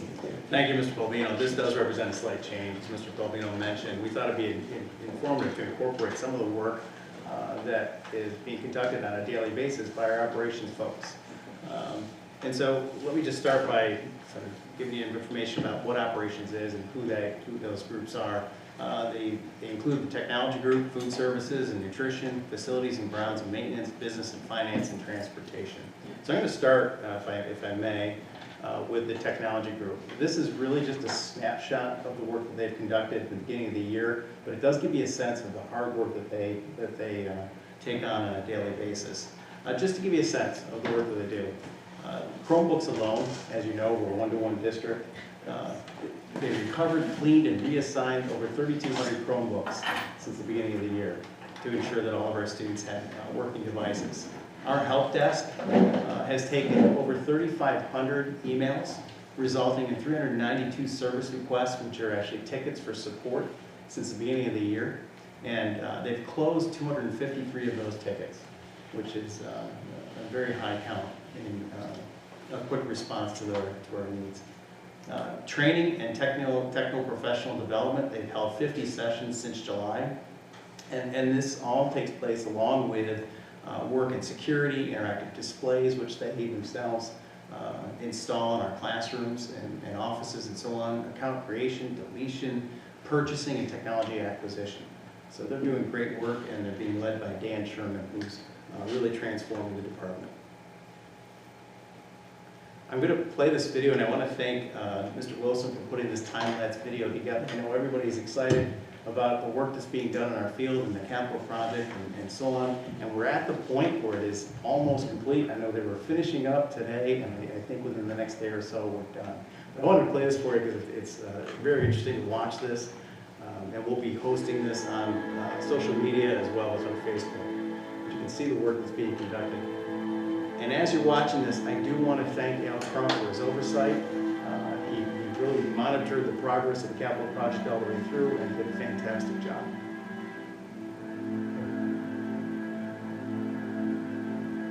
It's interesting to see this as it develops.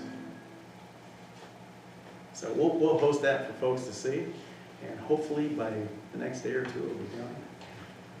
Oops, I'm not going to play it again. Why could I? So we talked a little bit about the capital project. Again, we're almost there, and I think if you take a look around, you can see the work that's been done. Everything from our sidewalks to obviously the field itself. The work is completed, just about, and we're quite content with what's happened. Aside from the capital project, though, I think it's important to also point out the work that's being done by our own staff, by the maintenance crews, by our custodial staff, by our grounds crews. I know that board tours, if you had a chance to walk around the buildings, you can see the work that's being conducted in those areas. You get a chance to see that, but I think it's really important to also recognize the work they do on a daily basis to maintain that work. I also want to recognize those groups in particular, because I think we've talked about the challenges we've faced in, for example, obtaining contract work outside of our district. It's difficult to get contracted work. When we proposed several projects outside of the capital projects in preparation of the year, we couldn't get contractual work here, whether it be plumbers or electricians or so on. Our crews stepped up, recognizing the need. And this is just a couple of those incidences that I think it'd be important for folks to be aware of. For example, that photo in the center you see is one of our science labs in the high school. That furniture you see was actually installed by our custodial staff. And they did an amazing job, custodial and our maintenance staff. They did an amazing job. And we're very content with the work that's being done. That involves not just the furniture, but electrical and plumbing, and they had to do some flooring work. It's very detailed work. So we're quite proud of the fact that they took that over and said, we'll do it, we can do this. Our grounds teams, if you looked around towards the end of the season, they really stepped up, and the grounds looked absolutely fantastic as we headed into the school year. I want to thank them for their meticulous work, particularly in landscaping. It looked very impressive. So we have work to do, and we recognize that too as a district, and the teams know that. I want to point out the Granby pool. We recognize that needs more work. We know that. But I also want to thank the crews there, because they've gone the extra mile to ensure that it's clean and usable for our stakeholders and our students. So it is usable at this point, and we're moving in the right direction in that area. So. Yeah. Yes.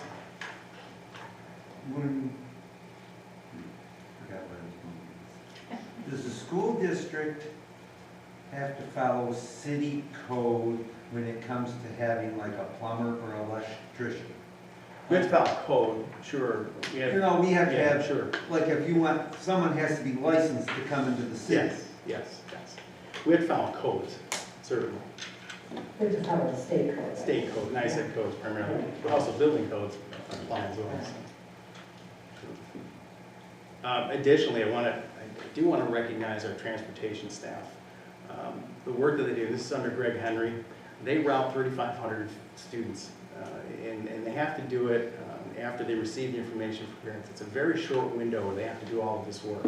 So they're not just routing our students for the normal runs, they're also including the outside programming, UPK, non-public, and there are changes on a regular basis. Greg's pretty used to getting calls from us at last minute to make those changes, and he's always willing to help us do that. And I do also want to recognize that we have a fantastic relationship and solid collaboration with Golden Sun. The folks there have always been great to work with, and we anticipate that relationship to continue. Before I get into the financial summary, there's a couple of things that I'd like to mention. I'd be remiss not to mention food services and school nutrition. Christina Schertz, who's heading up that group, will join us for our next operations report, and I've asked her to share some of her insights and her experiences, and they're doing great work there, and I want her to be able to do that with you. I also want to take an opportunity, this is a bit of a sad week for the business office, and also for maintenance and facilities. Two of our folks in the business office will be retiring at the end of the week, and I think it's important to recognize them. Vicki Cole and Nancy Thurlow have combined service of 81 years in the district, and I just want to recognize their efforts. They have been instrumental in the transition of the business office, and they're a solid rock for us, so we're going to miss them. And I also want to mention that Stan Perkins in maintenance and facilities has helped lead those departments. I mean, he'll be retiring after 31 years of service. So, with that, I want to also reintroduce Mr. Biazzi and Mrs. Hayden, who will give you our financial summary. I'll turn it over. Alrighty. Thank you for having us here this evening. I wanted to first go over with you sort of a snapshot of where we're at this point in the year. So our revenues are about $21.7 million. So the bulk of that is our tax warrant.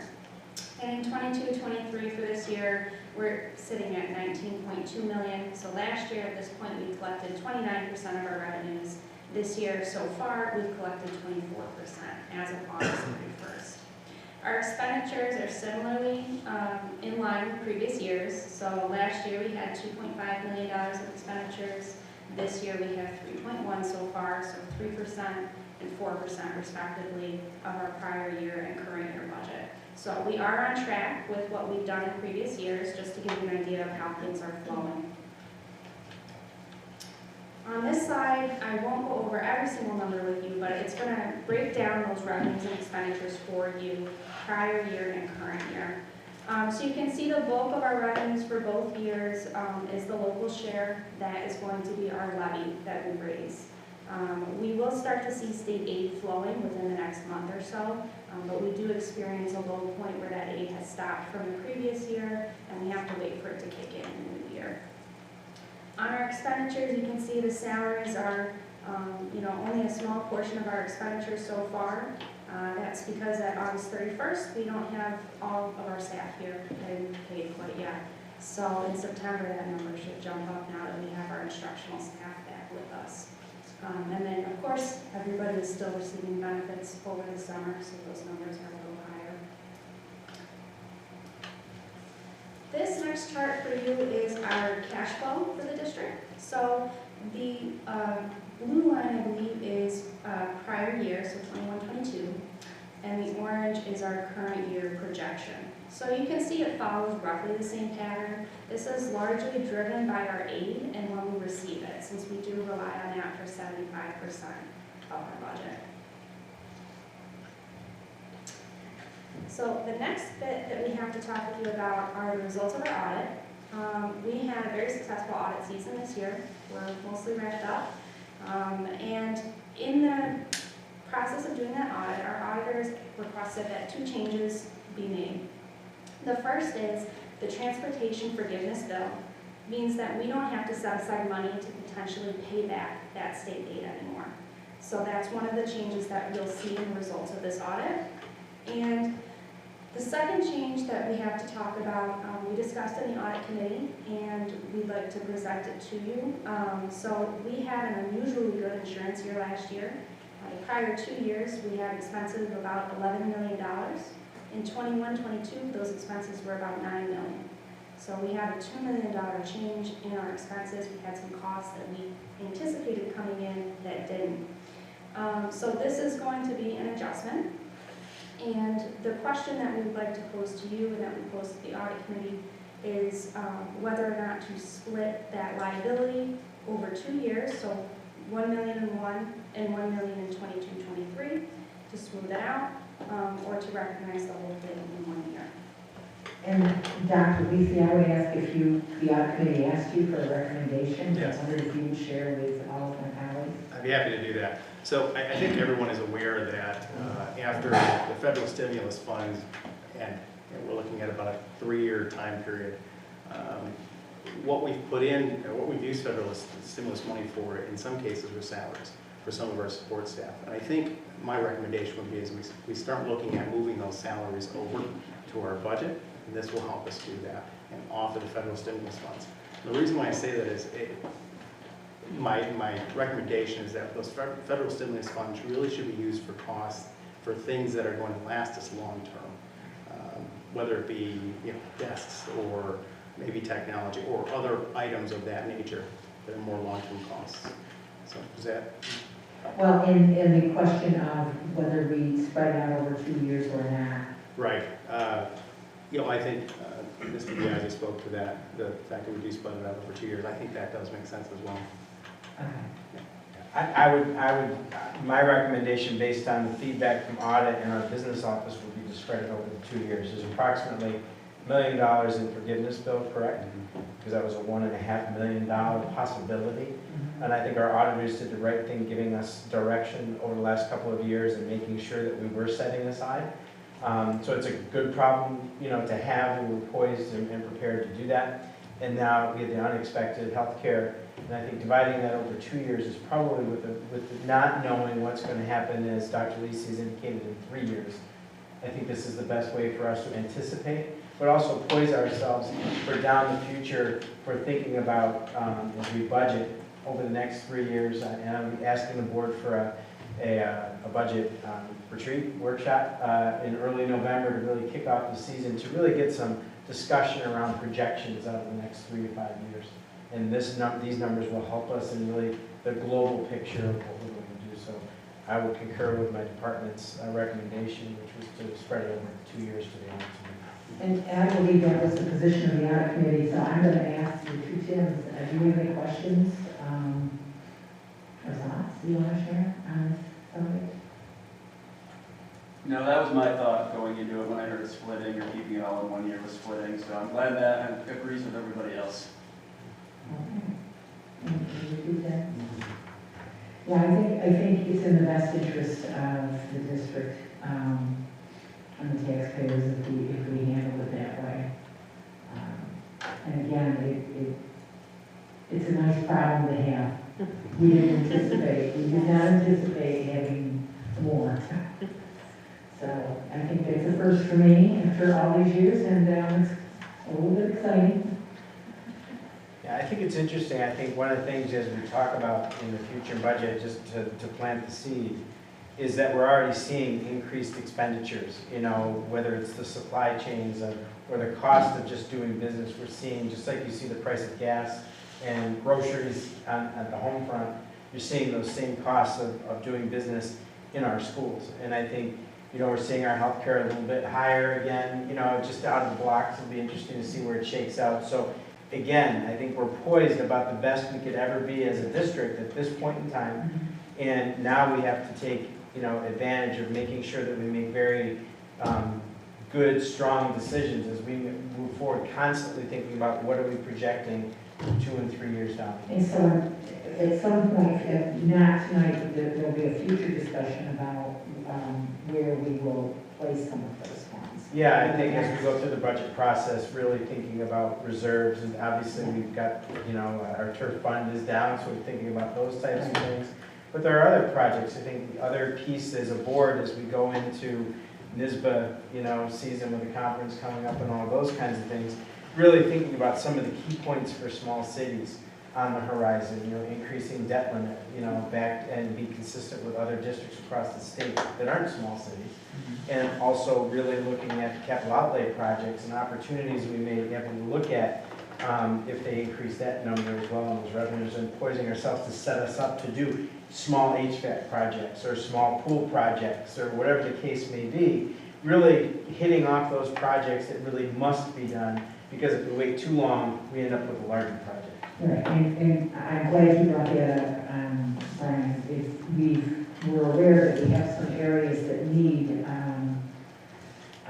some help when it comes to facilities, so if that's part of our future conversation, I think that would be helpful to the board for planning in that long term, that, you know, at least looking out 3 years or so. So, thank you. So on the subject of our audit, I just have a couple more things. With the decision to split the liability, we are anticipating approximately $5.2 million resting in the unassigned, much like what you're talking about, planning to either utilize that as reserve balance in future capital projects, etc. So I have developed reserve and a fund balance plan to make sure that we make the most of those funds and help minimize any future impacts to taxpayers with that funding cliff that we're expecting in the next few years. When we're talking about the COVID stimulus funds, I do want to mention too that we have seen an increase in our foundation aid that the state has funded. They've begun to meet their obligations there, but there is concern that they've met those obligations with the COVID funds that they received. So there is a little question of when their funds expire, will our aid drop back down? So being able to use these funds to plan for that and ensure that we don't have any impact to student programming or to staff, I think is the direction we're looking to go with this. Thank you for that explanation, Danielle. That was concise and really something that the audit committee has been thinking about. We do have those worries. Yes, yeah. And so I did want to, on the subject of reserves, just point out here, on the left is a graph of our unassigned fund balance over the years. You can see there is a slight upward trend. Our average of our peers in Central New York was about 5.53% as of July of 2021. So the data is a year behind. It hasn't been released yet because everybody's audits haven't closed out. So, you know, we are roughly in line with our peers. And then on the right side is a graph of our reserves as a percent of our budget. So we're sitting at roughly 12% right now. The regional average is 14.83. So we actually have less funds in our reserves compared to our budget as our peers do. So that may be something that we look at bolstering to be able to be a little more flexible as we experience changes in our aid. Good information to have. And that's all I have for you. Thank you. Thank you. That's quite a lot. So I think what you'll see is, I think, one, the operations part of this presentation really celebrates and acknowledges there's a lot of other work that goes on beyond. We talk a lot about capital projects, but as Dom indicated, operations, a solid operations is when you never hear about them and everything's going really well. It's when you know that you've got a fine oiled machine going on, and we don't hear a lot about these areas here in Fulton. And it's because I think we take a lot of pride in the work that we're doing here. And we recognize the safety and health, Brian. That's correct. And so for myself, and I think anybody that's interested in the health and well-being of our students and staff, we do a good job here, in my opinion. We work very hard to try to maintain not just safe buildings, but healthy buildings. And they're two very distinctly different things that require different skill sets. And we don't have a huge staff. And yet they managed to meet both of those criteria for our students and staff. So thank you for that. And I think at the end of each month, the second, we're having an operations and finance. Really, it's the part of the way we do the organization now. We talked a lot about STEM and humanities earlier and how that's bringing everything together. And under our instructional deputy superintendent. And now on the other side of the organization is the operations and finance, the fuel that makes it go. And so as you can start to see how things are starting to come in a new framework about the way the work we're doing. So I look forward. I think, is this type of report helpful to you? And think about those things, the finance report. This is really the first time we've done the more comprehensive piece. And I think it was very helpful. So if there's any board members with What do you questions. think? Then was this report helpful to you, Mr. Bennett? Yeah, I thought being able to get all the different pieces and figure out what we have to work with always helps in making more informed decisions. Thank you. Mr. Crandall? Yes. Yep. Okay, you heard it here. We're all quite happy. No, thank you. So we'll continue to build, because these reports are really for you as representatives for this community and obviously for community members. So we want these reports to be meaningful, purposeful, and help educate our public, because this is a complex business now. So the capital improvement, all I'm going to add is I'm hoping they're testing the field tomorrow. They did take the boards across, that the safety boards across the track are gone. So that means there's no more tractors or anything else going across. So that's good news. Fingers crossed, we possibly could be having our first soccer balls bouncing around on Friday night under the lights. We'll see if that happens. Hopefully, we want to get our kids on the fields, I would hope by the end of the week this week. So fingers crossed the test goes well and go from there. Also, the HVAC for this room right now, we think right now we're waiting to see if it was shipped for this space. And as I said at our last meeting, we do have a meeting this Friday with our construction manager as well as our architects, and we'll make a decision about will we do the work here if it arrives, or will we hold off till the spring. I think based on what we're seeing already with the weather, I think we probably are going to lean towards waiting towards the spring. But we'll make that decision this Friday.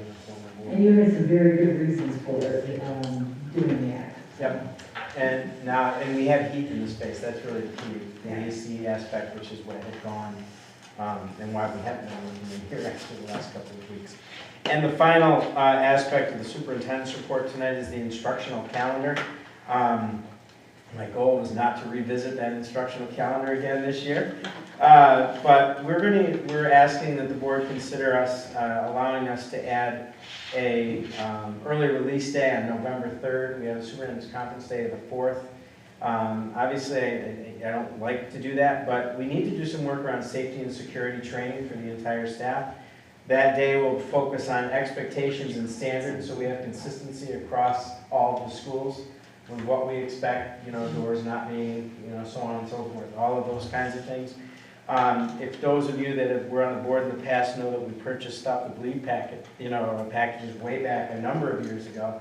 But with the COVID funds, we're going to expand that so we have across all classrooms and offices. But more importantly, we also need to do the training to do that so we can incorporate that in the day. We're going to look at strategies and best practices, around some different things. We're looking at a keynote speaker, a former FBI agent that we attended a webinar on, very strong. So I know that Dr. Lisi is working on that. And she has very practical, cost-effective, not even any cost, strategies on how to maintain safety and security. And we think that that would be a good way for us. And then we'll revisit, obviously, our shell cards, which is our drill cards and things like that. So really, we need to do that. We feel it's, with everything going on in our world right now, and you see things each and every day, you don't really like watching the news, but unfortunately, we need to be prepared for these things. And we need to ensure that the expectations that we're not only providing for our staff, but we're also communicating this to our students. And we've been working on things around athletics and extracurricular events for our participants as well as our visitors as well. So we're really looking at safety and security as a comprehensive package from the moment, you get up in the morning till the time you go home at night.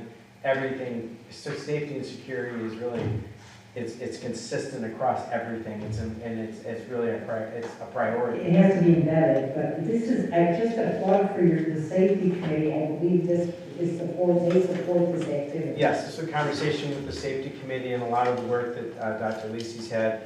We've also had some, we're really getting a strong relationship going again with the fire department as well as the police department as well. Don, if you add to anything to all that. Quick question based off the work we did in the committee. Yeah. Do you think we'll be ready and possibly that date would work with the speaker that we're setting aside right now? Or are we setting aside hoping we can meet those deadlines and hope that they can speak? I'm actually, great question. I'm having conversations with Ms. Hvac from the Hvac, so we're working on, she was waiting for us to give her a solid date. Okay, so we approved the date and then. We've been working with her already. Very good.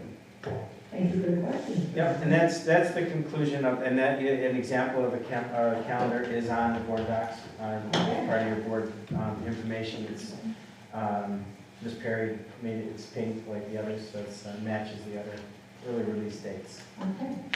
Thank you. That's the conclusion of this evening's superintendent's report. Would someone move item 4.01, accept our financials? Move it. Second. Any discussion? I do. I am going to ask Dr. Lisi and your team, there was a new report this time. It's the federal fund budget status report. We never had this before. I got a little excited again because I learned some things. I always get excited when I learn things. It goes to show you're never too old to learn. I'm wondering if you could speak to this report for my colleagues. Sure, I would be happy to, but I'm actually going to turn this over to Ms. DiBiase. She'll give you a more concise, clear report than I can. Sure. So the federal funds budget status report is going to show you what we're spending out of our grants in real time. So in that year-to-date expenditure column, like you would have for your general fund budget status, it'll now show you by grant what's happening. And I know that Mrs. Griffin asked a question about, right now it's showing negative balances, and I just wanted to explain that a little bit. So the grants work on a reimbursement basis, and until SED approves the grant budget, we don't put it in. So once that budget comes in, it'll be put in, you won't see those negative balances anymore. But for right now, that's us saying that we're waiting on SED to tell us that they've approved us spending those funds that way. And once they approve it, it'll go in and we'll start claiming reimbursement on those grants. So that's just sort of a cyclical thing that we'll see as they close out and reopen. And then hopefully, I know that we have submitted a lot of them. They're under review by SED. SED is taking a little longer to get through them. They're a little short-staffed. So we're hoping that soon we will be able to get those budgets input for you. But that's just something we do to help track it on our end of where it's at in the process.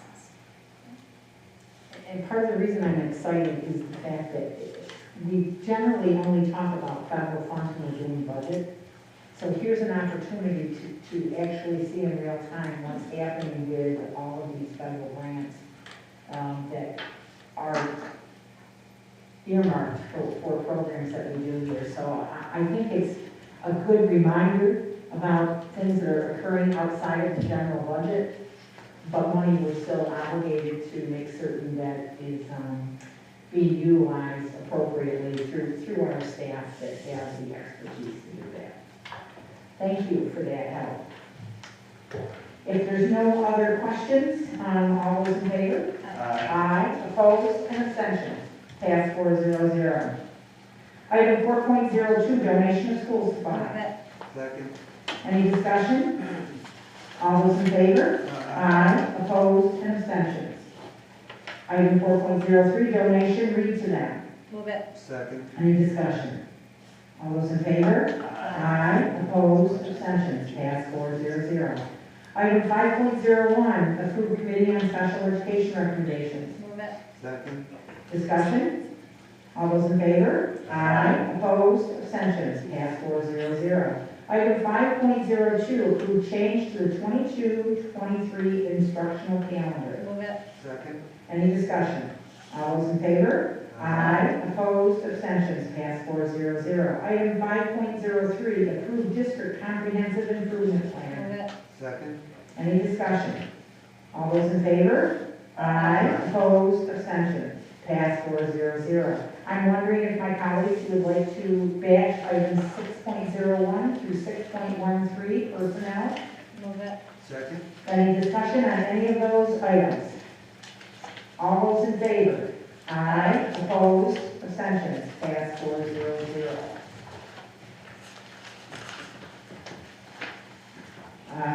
Okay, board forum. So Molly, would you like to start us off? Sure.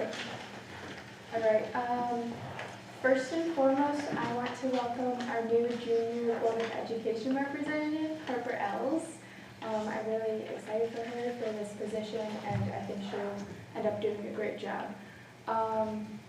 Second off, I also want to mention that the fact that the departments are supporting each other and kind of making more of a kind of collaborating with each other, I think it's going to be definitely beneficial to the students, and I think it'll help them kind of correlate everything to real world issues and just help them understand better, and I think it'll just be easier. Besides that, I don't think I have really anything else to say. That's okay, you can keep us posted on the progress with the changes Yeah. from a student perspective. Thank you. And Heather, welcome. Harper. Or Harper, I'm sorry. Harper. Well, Harper, I apologize, and welcome. Thank you. All right, Mrs. Evler. Thank you, Jerry, and all of your team members for all the information this evening and for the updates on financial. That's a lot I always take in, so thank you very much. And I'm sorry, Miss Dr. Lacey, but she does help a lot. They both do. Yeah, well, we knew that about Paul, right here. You just keep moving down the table, Dr. Lacey. I'm joking, I'm sharing love. Notice I didn't show up without them, so. Smart man. Excited about the track and getting our students out there. I know I've heard from quite a few kiddos who are itching to get out there before the season's over. So hoping that the torrential downpours haven't held us back too much over the last couple of days. That close, we're like 99.9. Also, speaking of that, I did have 2 community members ask if when the track is open, will the lights go back on at 5 in the morning for them? Yep. Okay, that is good to know. I will pass that along. And that is what I have for you. Thank you. Welcome, Harper. Thank you. I just want to thank everyone for their presentation, including Paula. Thank Vicky and Nancy for all their years of service. That's it. Yes. Mr. Connors. I just want to reiterate, just as far as the open houses have been going, I was lucky enough to attend the Lanigan open house with my nephew. And as far as the sounds of the numbers, I don't get to see everybody, and all the kids coming up there remembering, Mr. Tim, do you remember me? Yes, I do. And it was just exciting. With all the excitement, it's still continuing. As Brian said, we started the year strong, we're continuing strong. I'd like to thank all the work that the different groups are doing with the interdisciplinary approach. I think that's really a forward way of looking at things, and it sounds like we're doing a really great job of putting those things into place for our students. And lastly, I'd just like to say that, as far as being a new board member, I really appreciate all the different presentations and the way everyone is explaining everything. I'm really able to tack on to everything that's being said, and that helps me be a better board member for our constituents, which is why we're here. Thank you. I would like to start off with also offering my thanks and well wishes to Vicki, Nancy, and Stan. They've all been great employees and given dedicated service to this district. I've known them for a long time, and I just wish them well. They will be missed, but I wish them well in their next chapters. This meeting tonight was very exciting. I know you got that from me, so I'm not expounding on it too much, but my thanks to everyone that was here this evening, to update the board and to help me understand how things are changing and why they're changing. Always good to know and understand the why behind what we're doing different, and I'm grateful for that. I'm very grateful also to the business department. You folks continue to excite me with your approach to helping us better watch our fiscal health in our district. It's one of our main responsibilities as board members, and I can't even tell you that when you make it this easy to look at, how nice that is to not to have to sit and spend hours trying to make sense of numbers. You offer us those numbers in a way that explain themselves, so thank you. And that's all I have this evening, so if we now have the second public forum, anyone wish to address the board on a topic on tonight's agenda? Okay, Harper, you don't want to do that? Okay. If that said, would someone move item 7.03, executive session? Move it. Second. Is there any discussion? All those in favor? Aye. Opposed? And abstentions, passed 400. We're going to go into executive session in 5 minutes. And after we complete executive session, we'll return to close out this meeting in public.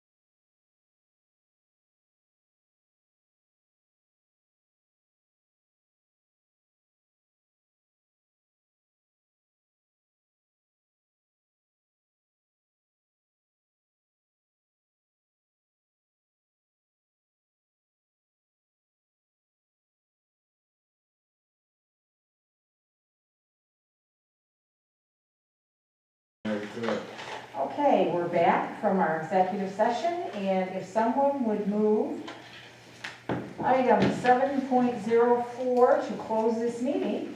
Move it. Second. Any discussion? All those in favor? Aye. Opposed and abstentions? Pass 400. Thank you all for a great meeting.